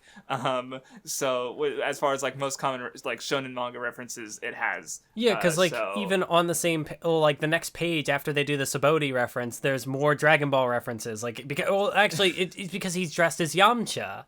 So yeah, so even from the beginning, yeah, of this one, right? So yeah, it does kind because, like, even though I definitely think when people talk about shonen, they, like, especially older shonen, and only think about Dragon Ball, it's like, no, there's other stuff there. But at the same time, like, I kind of get it, because Dragon Ball, even in Japan, is just that big that it kind of, ends up, like, even if, like, Kinnikuman is way more well remembered in Japan than it is in the West, like, but it's still out at the end of the day overshadowed by Dragon Ball, so. See, I feel like this is at least one kind of perk of covering Gintama on the Nen Show, because we have covered a lot of the things. Like, there's still so many things that get referenced that we won't cover because they're not shonen. Right. But, yeah. For, like, we haven't covered Dragon Ball, but, like, we're familiar with it. Like, who isn't familiar with Dragon Ball? But we've covered, like, the big three, Kinnikuman, Astana Joe. So it does work in that sense that, like, even if, I've had problems with, like, reading it for this series, like, maybe binging it for a podcast is not the optimal way to consume Gintama.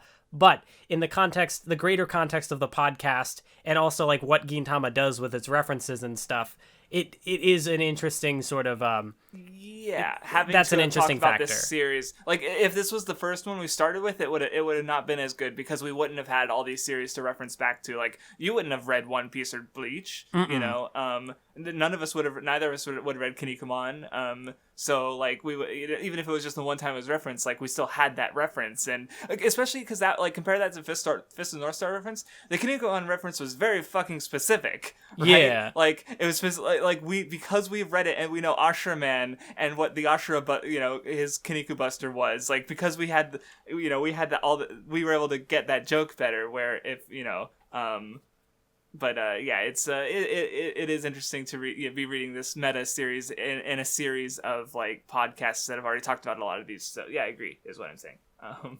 Anyway, to get back into reading, I like how the first chapter ends with, like, Shinpachi and Otai having this, like, really serious conversation, and then he goes to hug her, and he also gets hugged by his new brother-in-law, Kondo. He's, like, crying blood, and he just dies. It was a good punchline.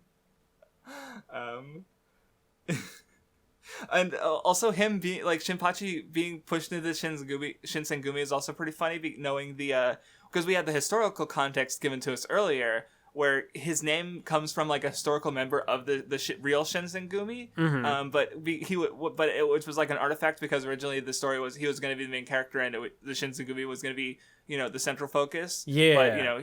But he's still a main character. He's just not part of the Shinsengumi. So now he's in the Shinsengumi outfit. So it's like, it's kind of like doubled back to what it was before, in a sense. And of course he runs away, and then there's, like, he's, like, outrunning a train and all that, like. Anyway, then we get to your favorite part, and by favorite part, I mean not your favorite part. This is another one of those moments where I don't know how to feel, because, like, on the one hand, it's another, like, groping thing, and it's like, oh, we're using, like, this is how we are portraying the gender divergent, gender confused character.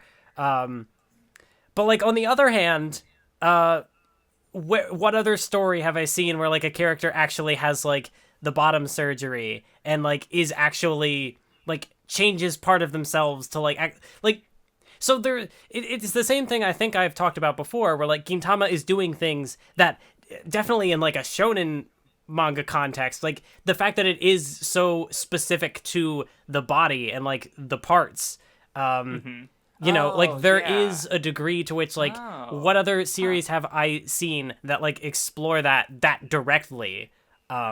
But then at the same, that's something Gintama.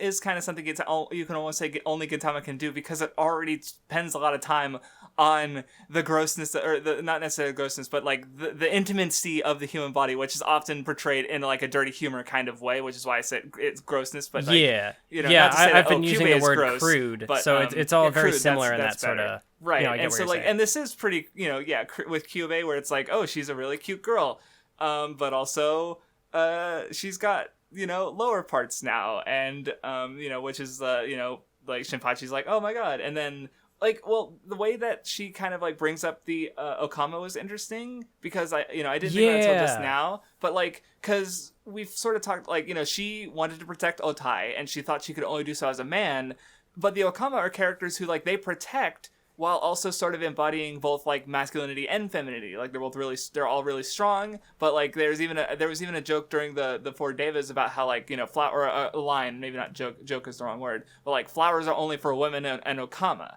right? Yeah. So, you know, like, it's, you know, they're not there to plant flowers, they're there to protect flowers, which had to do with the whole like motif of the arc and stuff. So like the idea of Kyubey kind of like seeing, I don't think was she there? Was she in the Four Devas arc? I don't think so. No. But she does know about them because she references them. So the idea of her like being influenced by that, or even just the connecting threads of like, because that was even mentioned in a comment a while ago about how, like, you know, the Okama are kind of there as this, like, you know, not necessarily gender conforming, but still, like, you know, they're, you know, able to have masculine protection and feminine sides, which is like a huge point of contention for Kyubey and Tsukiyo, who struggle with their femininity and their desire to, you know, protect, and like them thinking that they need to cut away with their femininity to do that, right? So and, you know, I like, yeah, again, this is just another like point of reference for where we would like look at a whole arc that we don't have the context for, because like this is, you know, how she's sort of like, at least at this point in the story, kind of envisioned what an ideal self of hers might be like 2 years from now. And it's a little weird, and you know, but like, you know, and I'm not sure if I could draw a conclusion from that yet, but yeah, you know, and as expected, it spawned a 20-minute conversation. I also did notice that, like, is like the print of like the outfit she's wearing, like, does it have the flowers? Like, is there supposed to be a connection there somehow? I don't know. But like, you making that observation, I thought was interesting. But like, even just from the perspective of like, you know, what am I gonna say? This is problematic. Oh boy, you know, that says a lot about Gintama. You know, the series that has done so many things. Right. This is the thing that it's gonna get Gintama canceled for, right? Like, yeah, So it's like, you know, like when I got to this part, this was one of the moments where I had to like stop and like walk away for like, you know, half an hour or something to just like process what this is and like what the series is like trying to say with it. But yeah, it's like even if I would like say like, oh, maybe it's like a little problematic, does that, like, what does that mean in the context of Gintama? Because like all of Gintama could be described as problematic.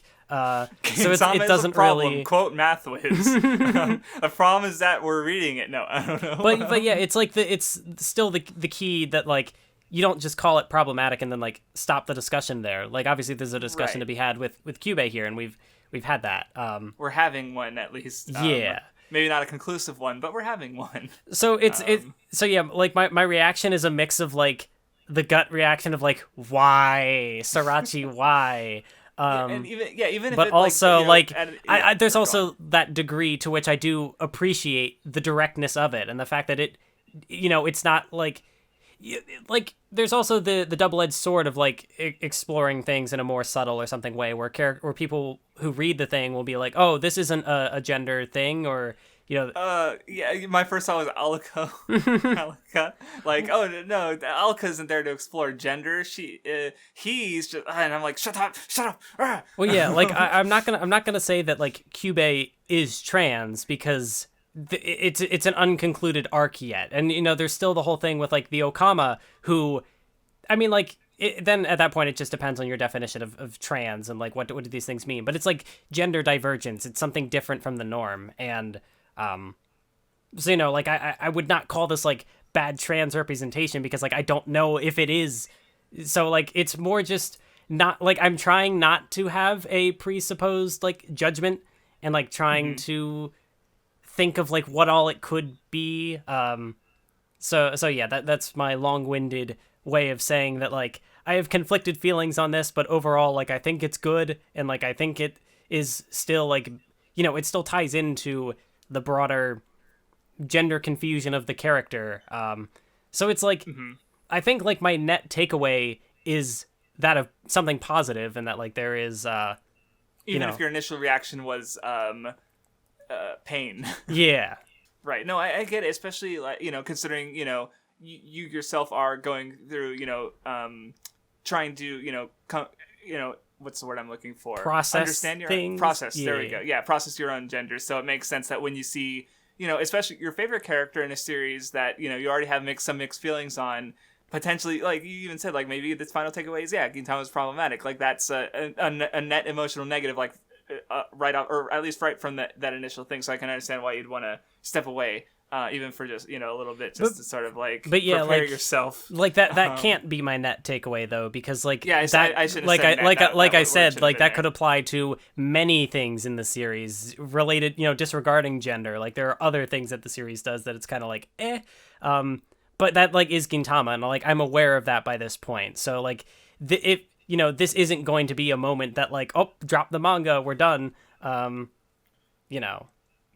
And so, like, and following that, there was a bit with Katsura sort of doing the inverse. Yeah. And, well, like, what I see, and now if it was just this one time, it's like, it's Katsura. Like, he's been kind of doing that since the beginning, where it's like, he wants to understand this world, so he kind of, like, because I was thinking about that, because I think later you get some more stuff with Kagura, and both her and Katsura, like, imitate.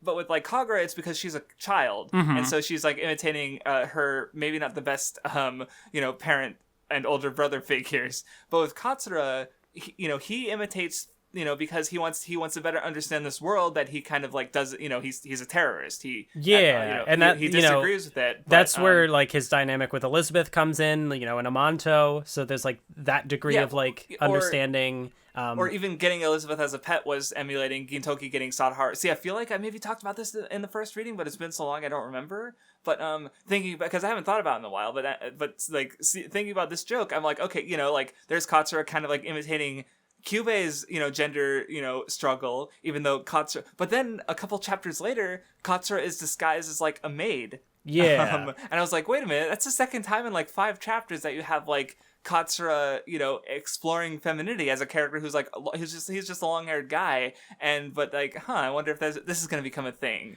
Well, yeah, and like in the unmentioned arc that I told you about that we'll supposedly get to. Yeah, and like even before this point, there have been characters. You know, the main characters have cross-dressed as well. So to not like try to, you know, make the beat the same point, or what I forget what the phrase is I'm looking for, but you know, like, you know, do the same discussion over and over again. Like it is iterative though. Like it's still building on itself. So yeah. Well, I guess the other thing I want to mention, because it was the when they were on the deserted island and they all got washed up and Katsura was like imitating everyone else's jokes. And I just realized that's just another instance of Katsura imitating, where because he does all the gags. But yeah, you're right. And like the thing with the Santa thing too, like I'm on standby waiting for my turn as Santa, which is again like taking from something else. He wants to be part of this world, even if he doesn't like just because his friends are there, and so he imitates his friends. He's just he's doing it in his own dumbass way, and it's like, you know, Katsura, I respect it. But, this is also a case where I don't know if we were reading different translations for it as well, because I know like the word new half does get brought up here, which is obviously like a different thing to. You know, it's like a totally different, like gender divergent, you know, like a form of expression. So like, especially with like the connection to the Okama, like there is that sort of lens to it. You know, obviously this is something that like it's interesting to think about, and I will still keep thinking about it like as the story progresses. And I don't know, maybe we could we did Togashi's trans characters, we can take that further and just do Shonen Jump. Oh yeah, or even Sorachi's like exploration of gender in Gintama or something like that, or just exploring gender in Gintama, right? And what was I gonna say? No, and that's definitely like it's like, and I think I'd be interested anyway, but like also because we end up having these long discussions on it on the podcast, like I'm interested in it too. Like if you don't do it, I might have to do trans like Oda's trans characters, because that would be definitely a conversation to be had there between not just characters you know of, but also ones you don't know of in the current ongoing arc, which is interesting. But anyway, that we're now no longer talking about Gintama, so let's get back to the time skip arc. I mean, good conversation as usual, but off topic at this point. Now there was my episodic Cube rant for the video. But anyway, they find out why time skip arc, the warts, and it turns out it ends up turning into a straight man thing where it's like in order to cure the warts they have to hit them with the paper fan, which is like the classic straight man trope where they hit the character with the fan because they're being stupid. I did also like that there was kind of I don't know if there's like a narrative thread sort of like connecting the meta arcs, but the fact that the popularity poll arc very much hinged on the straight men characters were sort of they were the soil that like supported the main characters, the goofballs. And then this one was kind of the opposite, where it's like because they're getting caught up in the gags and not being the straight men, the warts took over, right? So it's almost like the inverse, where they're not being good straight men, so it went the other direction, and they had to regain that because I think it goes back to like the whole conversation Shinpachi had with Otai at the end of the first chapter, where it's like he's everyone else is like running ahead, and so he's sort of like running alongside them as a joke character, when maybe he should be running after them with a paper fan. And so yeah, and then they end up curing the warts, and that's it. And there's the great translator note where Gintoki he's dressed up as Final Zengetsu. Or final, or wait, I think I missed, or Tensa, or Final Tensa Sengetsu, I think it was called. And then there's a translated note saying, "Oh, it's a shitty Deus Ex Machina," and I just want to slap a bitch. Like that's what I fucking need: bad Bleach discourse in a different manga. Great, thanks. Yeah, it's like I'm not tired enough of it on my own. Like the next thing you're gonna say is Bleach went downhill after Soul Society. Yeah, like I don't want to be ungrateful for the fact that like the manga is translated. Like somebody fan translated it, that translations are important, and the fact that people are willing to kind of like do that of their own accord for no compensation. I do value that and I respect that, but at the same time, what if you didn't give me your opinion? If I wanted your opinion, I'd talk to you as a person. Yeah. Kind of just want the manga, thanks. There's like a time and a place for that sort of thing. And generally speaking, opinions of other series don't factor into the context of... I did even say that like the one note that, that I had seen earlier, which was like... or no, not earlier, because we haven't even gotten to the moment yet, but when it's like, oh, the infamous face, it's like, okay, that's a translator's note that, like, maybe unnecessary, but, like, I can kind of find appreciation that it's there.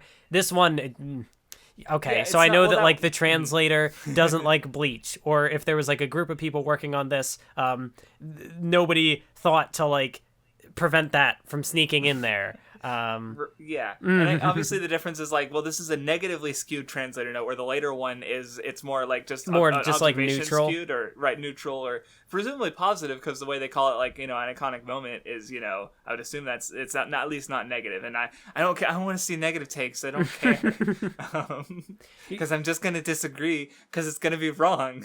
Like I went on a whole rant about the Kinnikuman one, and this one it's not Bleach, so I won't, but I could. 5-part analysis of Tenses and I don't get it. Moving on to, we get a sequel to the Death Note one, or the Hot Pot with, but now it's Crab. My favorite part was when, like, going back to, because I just mentioned with Katsura imitating, and Kagura, like, well, first Gintoki, like, the lights go off, and so Gintoki, like, eats the crab, he eats some of the legs when it's dark, and then Kagura tries to do the same thing, but she gets stabbed by the fucking pincers because she's stupid. There's like blood on the claws, and she's like covering her eyes. She's so dumb. I love her. One thing I also appreciated about this chapter was it was only 9 pages. Thank you, Sorachi, for easing my reading just a bit. But obviously, no, that was because there was a one-shot going on, and later he also did the crossover with Sket Dance, so... obviously there was a reason for it only being 9 pages. And, in the context of the volume, where you just get the next chapter, and, they tie into each other, it's like you don't even really question it. Yeah. Well, and also, because I've seen that happen, with... It's just something that sometimes happens on ongoing chapters. Black Clover, I think, used to be 20 pages per volume, but now it's 15 because the author's been having health issues for a while. There was, one... towards the holidays, I guess they'll have chapters come out quicker, or they'll and I just remember because a My Hero Academia chapter, it was this late 2018, maybe 2019, outright came out with unfinished panels. There were certain panels in one of the last pages that was they were just sketches basically because they weren't they weren't finalized because they ran out of time. Where the One Piece one was a much shorter chapter than normal, maybe 15, maybe 10 pages. So it's just something that happens. It would, I'd be, maybe it's the holidays, and yeah, you mentioned the one shot, so Jump just let him have a shorter chapter, and it turned out all right. And of course it's Gintama, so he pokes fun at here's the power goes out, so we don't have to draw anything, just text bubbles, and it's oh man, that lazy author. Or, I don't think they use the word lazy, but they do have kind of the that's critique. A sentiment, right? Yeah. Yeah. But and it's obviously it's another one of those self-deprecating jokes where obviously Sorachi wrote the dialogue, so it's taking a shot at himself through the lens of the characters, and so that's Anyway, so after that was the arc with the I don't think I've ever said his name, nor do I know it, but the chief, the boss of the Shinzugumi old guy, Matsudaira. That's his name? Okay. Matsudara. Okay, I'll try. Matsudaira. Yeah, I'll try to remember that now. That's why I couldn't remember, because it's fucking long. I feel like that many syllables. I feel like you've used the name before, but it's a long manga, a lot of characters. But see, this one, it's yep, it sure is Gintama, the poop jokes. And then, but this is also one of those instances of it going taking the joke as far as it can. Yeah. Because it's yeah, oh, he left his shitty underwear in the elevator, and this is all represented by these diagrams, and there's a narrative going on here that we only see through the computer program, and then it being Gintama, it ties up the narrative in a way that makes sense, because Matsudaira was struggling with his home, and he didn't have a place in his house because he's just kind of being there at home and going to work, and he sort of makes a place for himself in his house by doing his own laundry, or as they put it in the manga, cleaning his own shitty underwear, and so they end up tying the literal shit humor into the fucking the character moment of him making a place at his house because by actually stepping up and doing more things around the house that he wasn't doing before. Yeah. Because it starts with his daughter's oh, I need to do my laundry separately because it'll smell like cigarette smoke, and I don't like that. And I'm Sorachi, you motherfucker. Yeah, it's very much in with the sandpaper joke or other things that where it's and even if I didn't find it funny, I still because I don't think I was laughing at this chapter, but then I do I think I just really like it when I do get that level of meaning out of a joke, when it's able to tie like that. I really appreciate that as a creator. I think even if I would never do something like that, the figurative guts you'd have to do that. It's how do you come who comes up with this, as you said, with the sandpaper, because it is really just novel, I think, to see done like this, and so I appreciate it every time. Did you have any thoughts yourself on the chapter, or? No, I think you pretty much covered. I think you've gone beyond anything that I would have had to say about it. Did you like it or not? I mean, yeah, it was okay. Okay, that's all I wanted. Yeah, that's good enough. It was okay. It was okay. Yeah, then we just move on. So now this anyway, one I have a little more to say about. Okay, cool. I'll be sure to give you the chance to talk, because it was they Kagura has some kids come to Yorozuya to observe, and Gintoki changes what they're doing because they're making what were they called? My Patriots, translation said the what they're Patriot. called. Yeah. Yes, no, it was. I was trying to remember what it was called, which is like it looks like a hammer, but it's made out of tissues and toilet paper. And what are they used for? Good question. And then they all ignore it, and then they go around to a bunch of job observations. Like they even go to Yoshiwara, and there's like concern about wait, this is sex work. Should we really be showing the children? And then it just wraps around to being a patriot involved. Yeah, and the same with like the Shinsengumi, where there's like all these questions about like, well, what does a law even mean, or like, you know, how does it inform how does it represent justice? And it's like, oh well, you know, the law, like, and his answer changes because like, well, it's all just about keeping bad people in check, and it's like, well, what's the barrier between bothering and crimes? And he's just like, it's all this like philosophical deep it's like, well, you see that, you know, that girl over there is beating up that guy, does that make her a criminal, or is it? And he's just like, forget everything I just said. I'm actually selling Patriots. The Patriot just becomes this, like, because adults don't want to fucking put up with all these shitty questions all fucking day. So they're just kind of like, I'm an adult, shut up, listen to me. This is the Patriot, this is your life now. Like, they just kind of use it as a way to deflect. And of course, all the kids, like, every time it comes back to the Patriot, and they're like, well, what does it mean? And it's like, we don't know. And they just walk away. And there's, like, the shadow cast over their face and, like, the dead eyes. And it's... and then, like, you get the whole factory chapter where there's, like, this weird, like, bit that they're forcing the kids to watch. And, like, this whole narrative, and to potentially explain the Patriot, and it doesn't explain anything at all. This was another one of those things where like I saw them dressed up and I was like, oh, is this like a Willy Wonka reference? And then like they literally call attention to it in the dialogue, like, is it okay for them to be ripping this off? And I was like, oh, okay, thank you for just I thought I tried to do it a moment where I could like read a little, but no, it just explained it to me. And then, that's fine. I'd say we taught them well. And it's like, yeah, and that's it.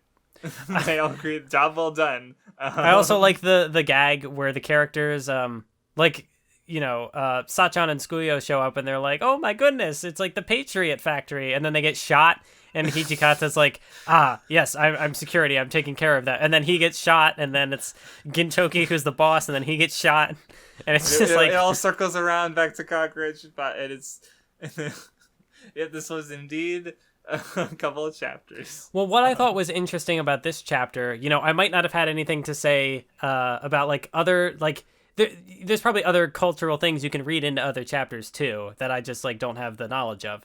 But like this I thought was kind of interesting from the perspective of like, you know, when you consider like the lost decade and like, you know, Japan's economic like collapse and how like there's, you know, how that has sort of like It made me think of specifically Pedantic Romantic's video on Sangatsu no Lion, because that's where like I was first really like had any sort of like some information sort of like, you know, the concept was like introduced to me or, you know, like expounded on. No.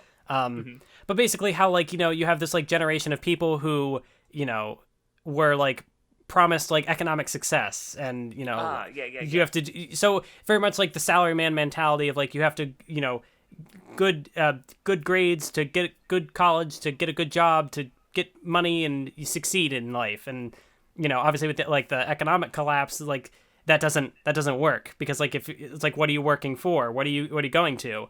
And then like you have, you know, Sangatsu no Lion in particular has like the arc with the bully and how, you know, that ties back into like the teacher is like real like genuinely struggling to explain like why this bully character like what should they be like motivated to do, because you know, so like this kind of has sort of that vibe where like these adults are trying to explain like what it is that they do, or like they're explaining this useless item that they create that doesn't do anything, it like doesn't serve any value.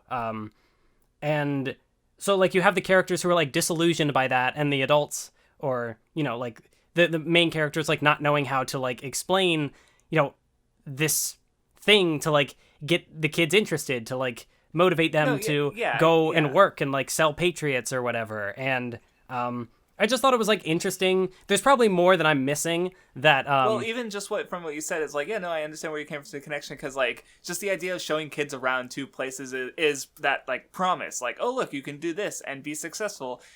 And so Kagura gets like them to go to fucking odd jobs where like the opposite of successful, right? Like, I mean, you know, as far as like, you know, comrades and stuff and having bonds, they're successful, but in regards to having money, no. And you know, like when these characters were like, if you think about it, when these adult characters were like that age, they still lived in Edo, and then they grew up and the Amanto came in. Like the world they live in is just fundamentally like incredibly different, right? Yeah. So yeah, it makes sense that I hadn't thought about it from that So it makes sense that they can't explain to the children that like anything regarding their future, because like what do they know? They didn't have, you know, so they just kind of avoid it, right? That's what the Patriots for, a way to avoid the elephant in the room of like, we don't know what the fuck we're doing. Because you know, you can bring up that where it's like, yeah, no one knows what the fuck they're doing, we're all just trying our best. And like the joke kind of ends where, you know, Gintoki's like running along the conveyor belt and he's like not moving anywhere because like he's running against the conveyor belt, which is a metaphor for his fucking life, right? And then the kids are just like, get off the damn conveyor belt. And so yeah, like it's one of those cases where I feel like the joke at the end doesn't necessarily like undercut what's being conveyed here, because like it is the characters, like they're having this like grand story of this guy who, like, you know, his father sold toilet paper, and so he wanted to do his own thing, and then he started a business selling tissues, and he has this big redemption because he went from doing nothing to being something. And but it ultimately like doesn't really, you know, it's the whole like running on the conveyor belt thing, like you're not going anywhere. So I thought it was interesting from that perspective. I feel like there's more to it that I'm not getting, but it was a chapter that was like, did I enjoy it? I don't know. Like it was kind of just a lot of jokes and things happening, but like conceptually, again, I definitely didn't think too much about it until this discussion just now. And then as a result, this one just somehow led to like one of our better ones for like all the little bit. Like I didn't expect that. I think so. All things considered, A plus. It's just Gintama, you know. Like I didn't do like any different preparation for this podcast or anything. It's just like some of the chapters happen to be more interesting than other chapters. What can you do? Yep. Anyway, so next, there was video game rations. I don't. Or wait, no, or is that I'm thinking of later? Yeah, this is with the guy who gets beaten up. Okay, I don't even remember. Did I read this one?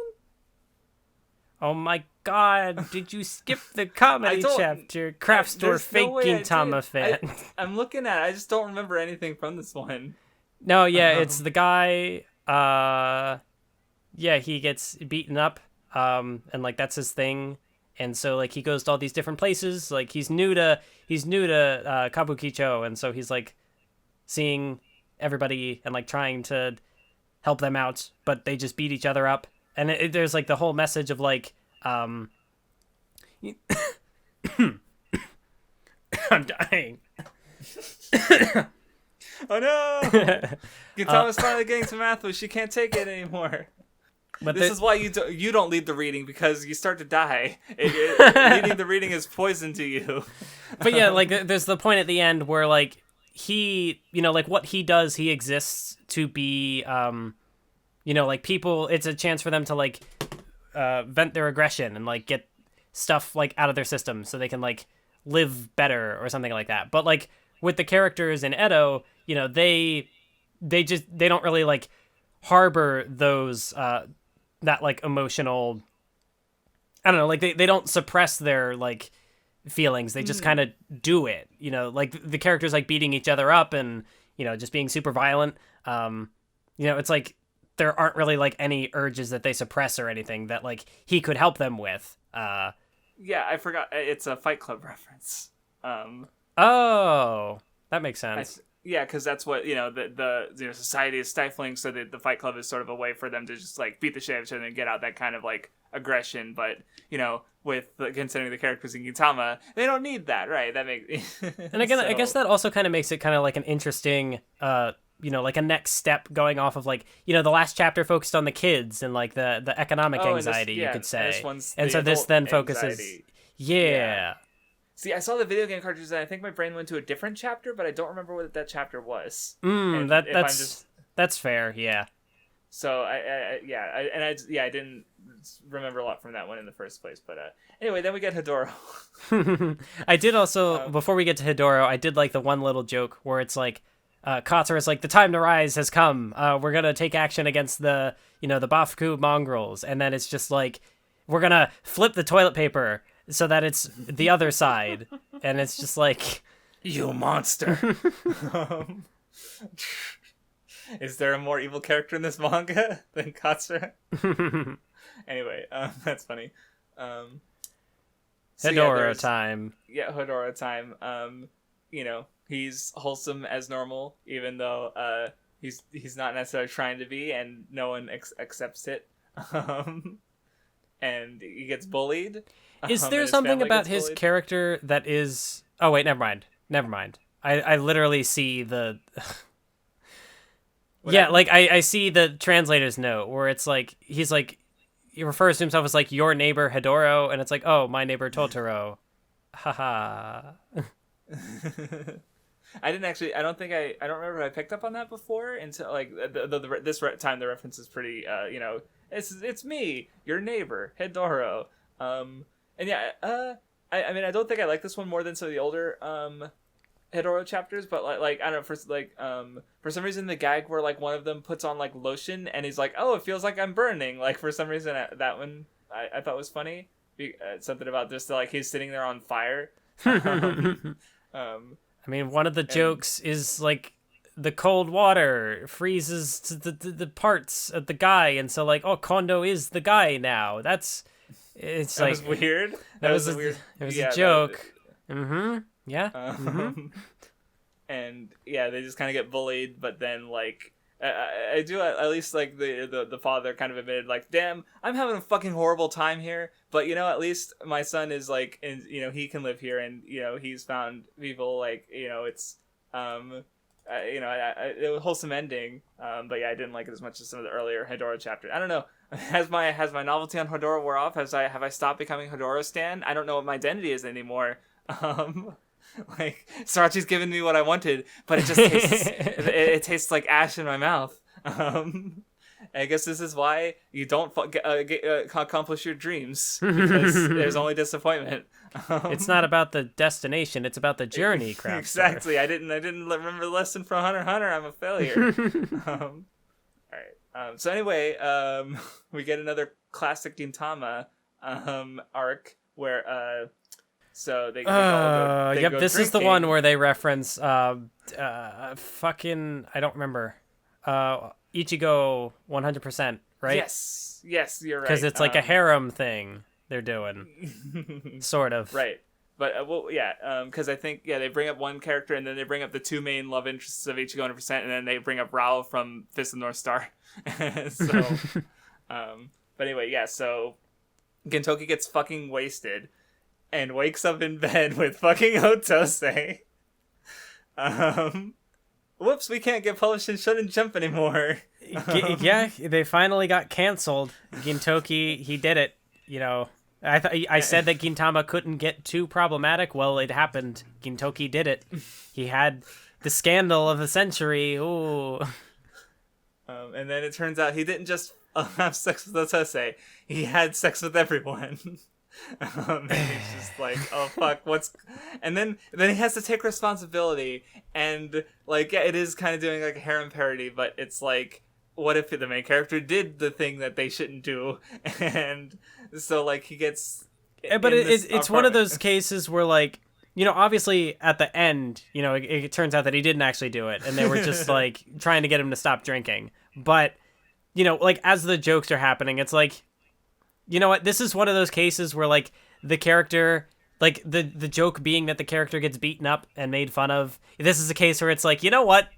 If the circumstances were true, he kind of deserves it. And you know what? Like, I can vibe with him getting the shit kicked out of him. Yeah, because... and we know he's a pervert. Like, because I think it was like later they were at the there like there was like a nurse lady who'd a client who'd like handcuffed her, and Gintoki was like trying really hard because his fetish is nurses, and like we know he's horny, and so like he believed that he would have done this. Like he had not only had sex with 6 people, but among those people were Otose and Hasegawa, and he's like, yeah, I'd do it. Like, wait, hold on, are you fucking with like really? I guess I was that drunk, and yeah. Like, so I guess that's part of why like him getting beaten up. It's like it's not just like innocent man who would never have done this is being made fun of. It's like, no, this doesn't seem too out of character. Like, it's believable that this happened. But of course, you know, like reading it, it's like, okay, when's the shoe gonna drop that it's all just an event and he didn't actually do it? But still, yeah, it's I don't know. It was like it was not an uninteresting chapter.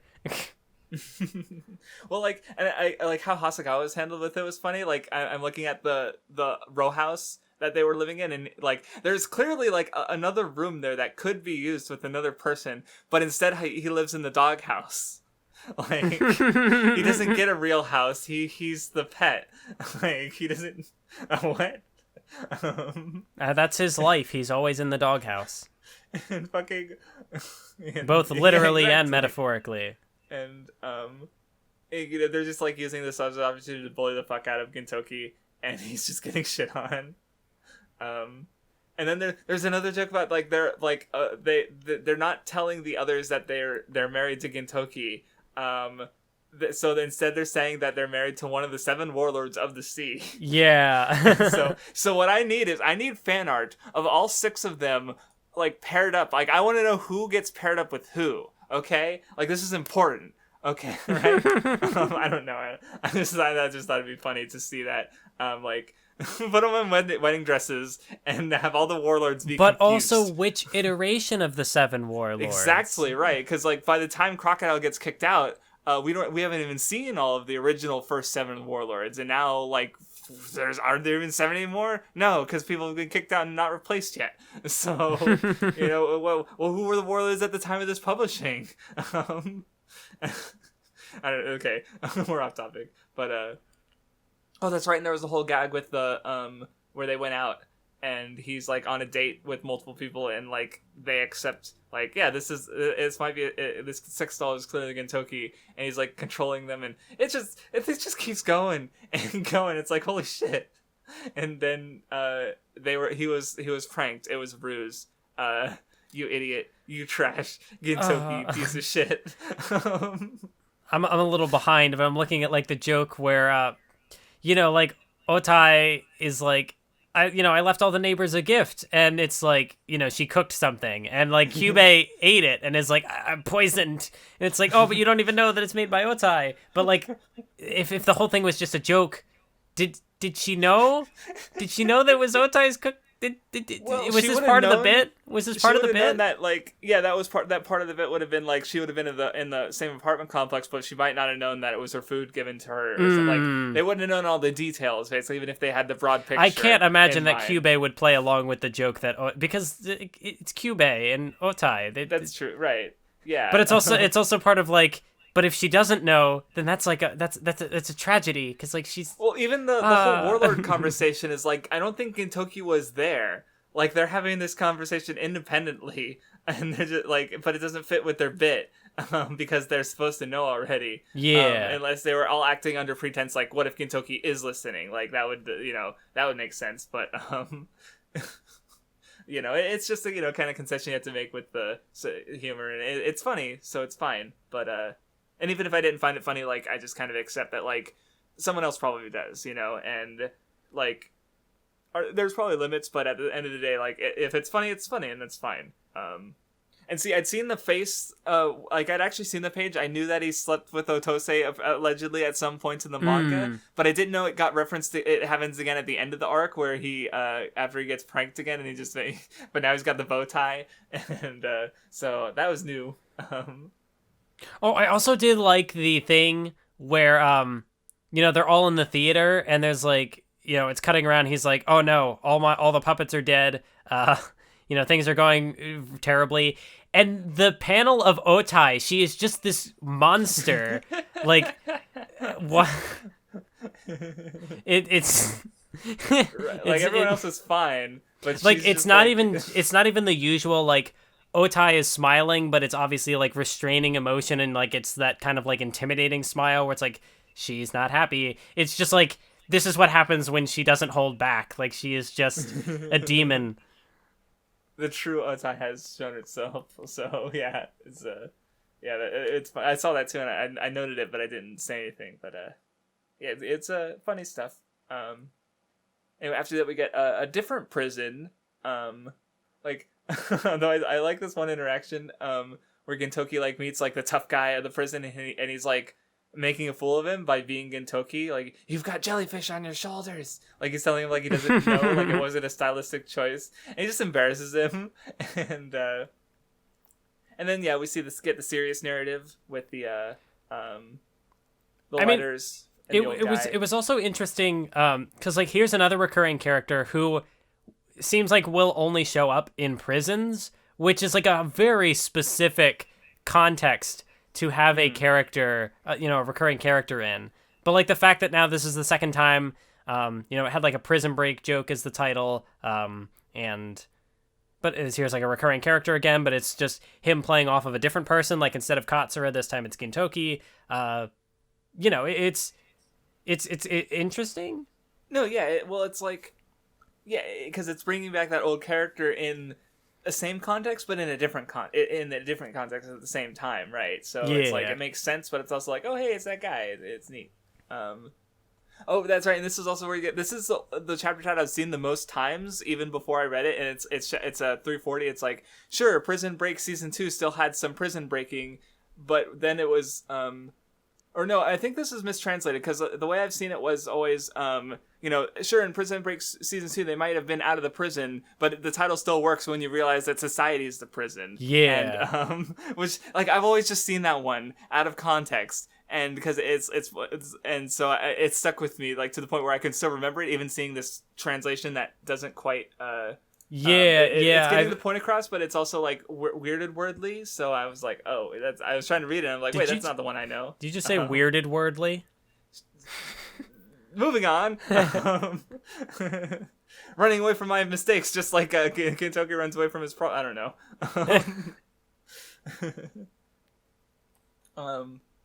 I mean, yeah, it was fine. I guess, I don't have much more to say. Like, it was neat to see. Oh yeah, because the warden was sending the letters to the sun. Like, I figured he was doing something like positive, but he was outright writing the letters, and yeah, it was neat.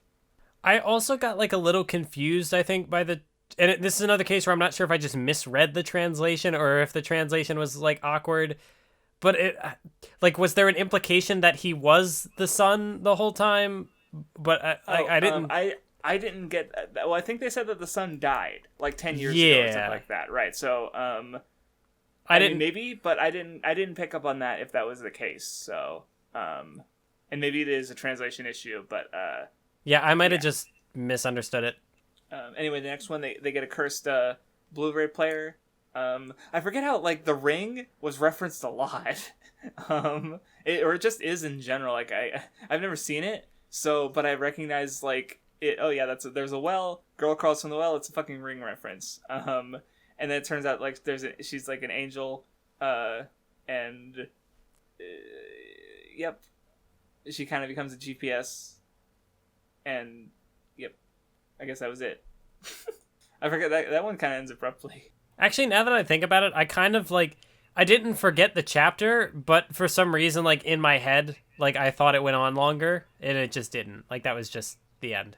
So after that was the snow resort and the skiing, and this is where I mentioned earlier, like the Shogun, like this is where I really got like, oh yeah, he is kind of like a privileged guy. because he's using the Shinsengumi to be a better snowboarder, which he hasn't done before. And but like that helped me realize like, oh, maybe the jokes at his expense are supposed to, maybe be more like you said cathartic because of that. But I hadn't gotten that before this chapter, so yeah. I did also notice there was because it's a snow chapter, so they reference the like Neil Armstrong Cyclone Jet Armstrong cannon thingy, just like offhand. Like it doesn't amount to much, but like the fact that it's another callback, I guess, is neat. Yeah. Well, you remind me because I saw it was like an episode list that also shows like the chapters that were adapted, and there's even one that mentions like you have to watch this episode because you have to know about the Neil Armstrong Cyclone Jet or Armstrong cannon, and I'm like, okay, is it bad that I don't remember what that was? And then now I remember what it was, so because I read this chapter again. I'm trying to remember if I have anything specifically to say. I guess this is like another one of those cases where I don't think we've seen like the main like Shinsengumi characters with the Shogun. Like Kondo was in the barbershop chapter, but they didn't know the Shogun was there because they were being like and I think they brought him to the hostess club, but they weren't in like there. They weren't interacting with him, right? Yeah. So it is a little different. Yeah, I hadn't thought about that because this is like the first time that we've seen like at least I almost said Hitsugaya. Hijikata.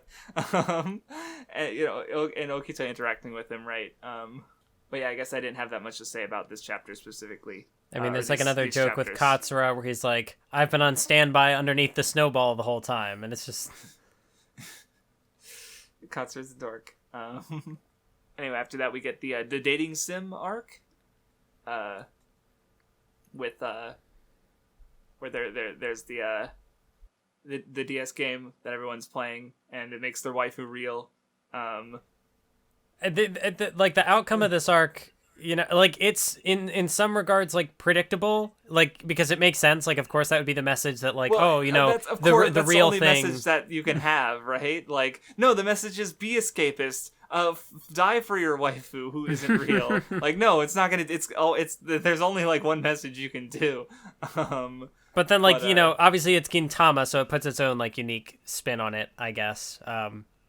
It's one of those things where like I do appreciate like what it's doing, but at the same time, to like get to that conclusion, the fact that it has to also, it like to set up the joke, it has to go into a lot of like the what's the word I'm looking for? But like the whole like otaku like these like loser nerds who are attracted to 2D not real things, and so like it has to play into a lot of those like jokes to like set up the premise. So there's a degree to which like to just simplify it and say like I don't find it funny. But so like even when I do like appreciate kind of like the concept of what it's doing and like the idea behind it, it's just kind of like like the maid woman isn't attractive and so she's not desirable for the nerd people. Yeah, but real love is about accepting the flaws, right? And the other thing is like because they talk about like the Youth Indecency Protection Act or stuff like that, which was I remember vaguely hearing about it around the time because it was a general concern, and of course like this was kind of like like they sort of call attention to it, like the point was to get the youth to stop being indecent and consuming themselves in these dating sims, I guess. So I don't even remember exactly what it was, but I only remember hearing about it a bit, and like it was also mentioned in the Takasugi chapters by the Lolicon guy who mentioned it. He's like, isn't it terrible that they're putting this in effect, I think, or something like that, and it's like, or I forget exactly, but I just remember it being referenced. So also there was another popularity poll. I don't know if I have anything specific to say. Why is Sakamoto 15th? He hasn't been in the manga for fucking years. Everyone else I feel like makes sense. Like at this point, Gintoki's in first, Hijikata's in second, Kamui's in third. I guess that's pretty surprising for considering he's had relatively few appearances. Takasugi's in fifth, Okita's in fourth, Katsura, Kagura. Yep, it's about what I expect. yeah, I don't have much more to say. I just thought I'd bring up the popularity poll because we always bring up the popularity polls. Yeah, no, I'm still trying to catch up on like the double check and make sure that there's nothing I have to say about the dating sim one. Oh, that's where the other. Knew there was another Joe reference. Yeah. I guess I did also think it was funny how like Kondo had the girl, and then like it's like no what? Oh, it was Okita. Yeah. Fucking NTR. No. There's probably something like, again, like I don't want to completely discredit it and say like, oh, just because I thought it wasn't funny that like there's nothing here, because like this, you could probably read something into the fact that like, Shinpachi has like, it's like this pure sort of like desire, quote unquote pure, like it's a lot of like nerdy awkwardness and like the whole thing with like the indirect kiss, and whereas then you flip that and you have like the other extreme with Okita, which it's very, you said NTR, so it's very like, this very like masochistic, sadist thing. So it's definitely like two different sort of extremes. Like there's probably more to dig into with sense. it. I hadn't thought about it like that, because yeah, you're right. Like and of course where with Gintoki's being kind of like the ideal middle ground, so to speak. Where and even like negative. Yeah, and even like the joke with the manager kind of like ties into that, because it's like, even though it's like he has like his big speech at the end, and he's like, and sometimes they just become like a middle-aged manager or something, and it's like, no, that's not where you had to take that. Yeah, and it was fine. I not many outstanding thoughts aside from what's been said. I looking through it again, and yeah, it's like I think maybe this was the point in the reading where I'm just like, is it over yet? Like, because they're long readings, and it's a long read. Not that I'm not enjoying it, but it's like when there's so much of it, it's and especially when we got the 4 Devas arc so early, right? And this is also like now becoming our longest recording in a little while at least. Maybe our longest Gintama recording. I'd have to double check, and I don't want to do that right now. I want to finish it. But anyway, after the popular poll was the phones, where Kagura she's cute, she wants a phone, she could text all her friends, but she only has 2 friends, and she lives with them, so she doesn't need to text, she could just like yell, but instead of doing that, she just texts him anyway, and like she's fucking peeking on Shinpachi's like while he's just trying to fucking take a shit, and fucking like texting him while he's like doing it, and it's terrible. Yeah, like the panel of her like above like the ceiling tile is kind of funny and how it's framed. But it's also like Kagura, why? And then there's a bunch of like jokes with other characters getting involved in the messages. More dick jokes, but there's also like Kyubei there because like, it's like, oh, I'm at the pachinko place, but it cuts off the pa. So then Kyubei's like, well, where did the chinko go? And she's like, can I have it? And it's another one of those, like, it's so direct, but I already, talked about how Gintama does that.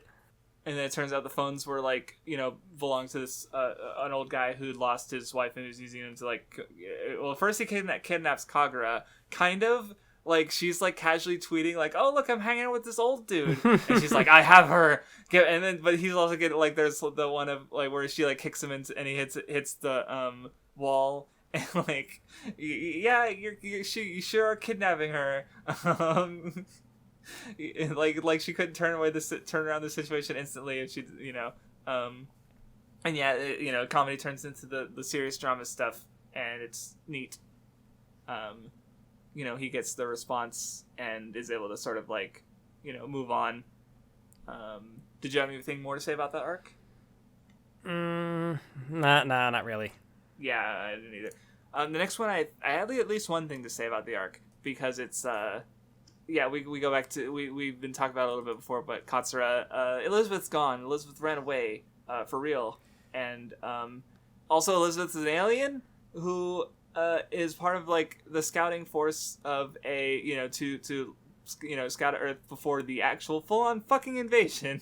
And it's like, oh, the context for Elizabeth I never asked for. I mean, I don't mind it. It's just like, oh, okay, that's what it was. It's like, it's not like this big epiphany of like, oh my god, this contextualizes Elizabeth. It's one of those things where like Elizabeth was such a mystery and just like a presence that it's like, part of the joke is that we don't know anything about Elizabeth, and Elizabeth is just this like question mark. And then, so like explaining the question mark, it's like you don't expect it, but like Honestly, it works. The more surprising thing about isn't like Elizabeth's whole like deal, it's that Sakamoto showed up and was actually in the manga. And I'm like, holy fuck, it's actually been like 300 chapters. Which is like 6 years of publishing time. So it does the thing where it's like, it seems like it's going to be a gag arc, and I guess it kind of still is. Yeah, it's definitely like, but like the major character, like quote unquote, seemingly, probably major character comes back to make a cameo in it and like be a pivotal part. Mm-hmm. Right, and then of course there's the like everyone's got their Elizabeth disguises, and they're dicking around the Death Star, but and there's I guess.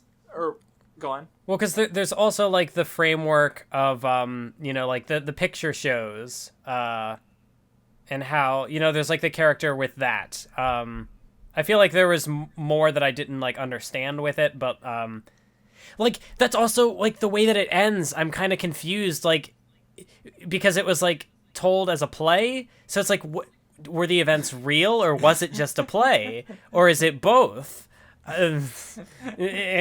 Because then, like, there's another Elizabeth. It's like, oh, this is part-time, only visits on Mondays, Elizabeth. And then the other, Elizabeth, Tuesday to Sunday, Elizabeth. It's like, so in a way, it's like Mondays it explains the alien, but it doesn't, right? Yeah, it explains the mystery of Elizabeth, and then like creates a whole new one. Right. So to maintain that sort of mystery, like, because what I was taking from it was like how, I mean, the chapter Elizabeth shows up was like even called like pets take after their owners or something like that. Yeah. And Elizabeth's arc was kind of a lot like Katsura's, where she supposed to take over the world, but or destroy it in its present state, but like the people in it, Katsura, and thus didn't want to, right? So you kind of get that same arc as Katsura, where he wanted to destroy this world, but then Gintoki's there. Maybe I can live in this world and such, and change gears a bit. So that was the biggest thing I took from it.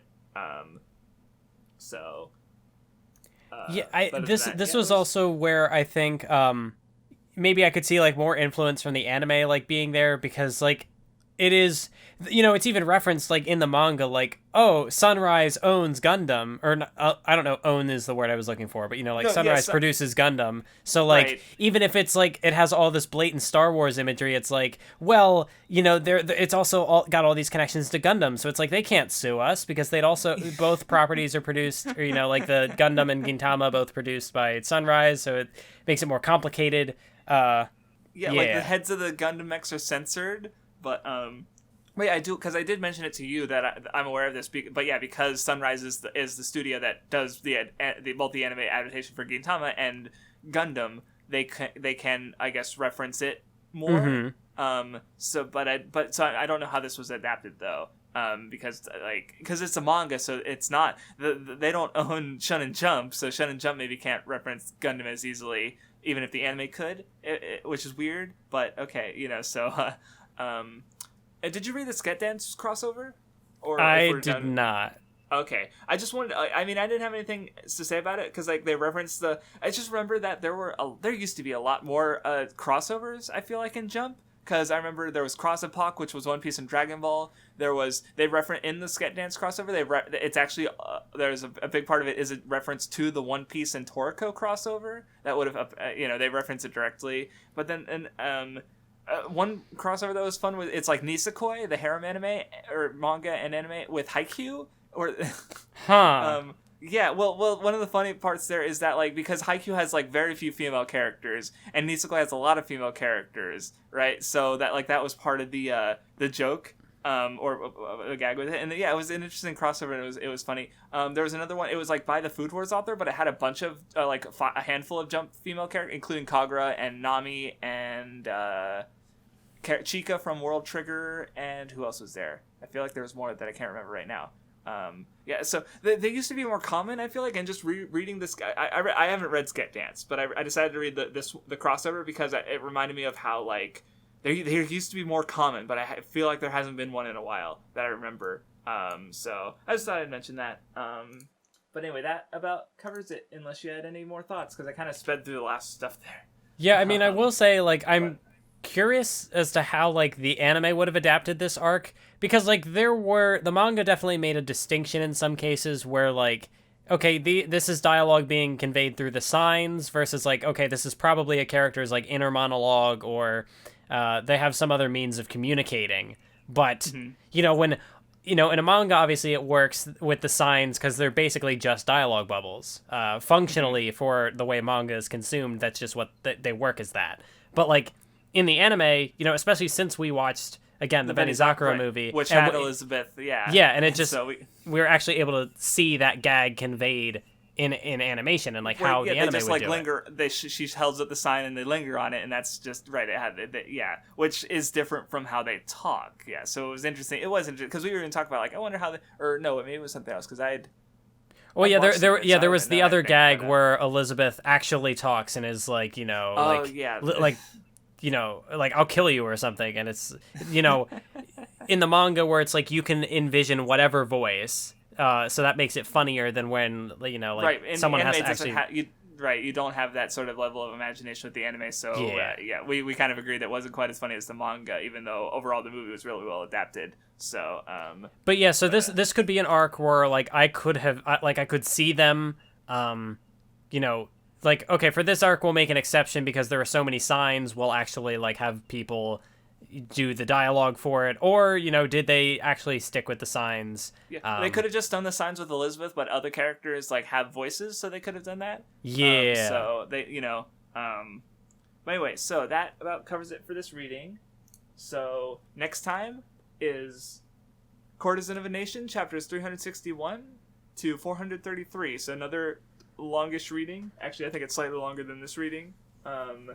After that, they'll be a little bit shorter until the first half of Silver Soul. So this is the next one, and the second to last one of the only 70 chapters readings we have left.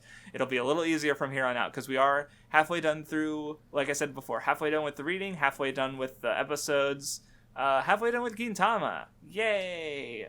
Yeah! I mean, I'm looking for, not because it's like, oh boy, Gintama's over party, everybody clap. I'm enjoying it, but also, like, I'm curious to see what it, get the conclusion to, some of the arcs it's been building up, and, especially because, like, people, like, apparently, like, the last arcs are just the best parts of the manga, so, and that's pretty, like, unlike, Bleach, which gets worse after Soul Society, and Naruto, which gets worse after shooting exams, and One Piece, which gets worse after the time skip. Gintama is actually good in the end, apparently, so, time to be the what's the word? Contrarian and say Gintama bad, actually. Gintama gets worse after Elizabeth Star Wars Gundam parody.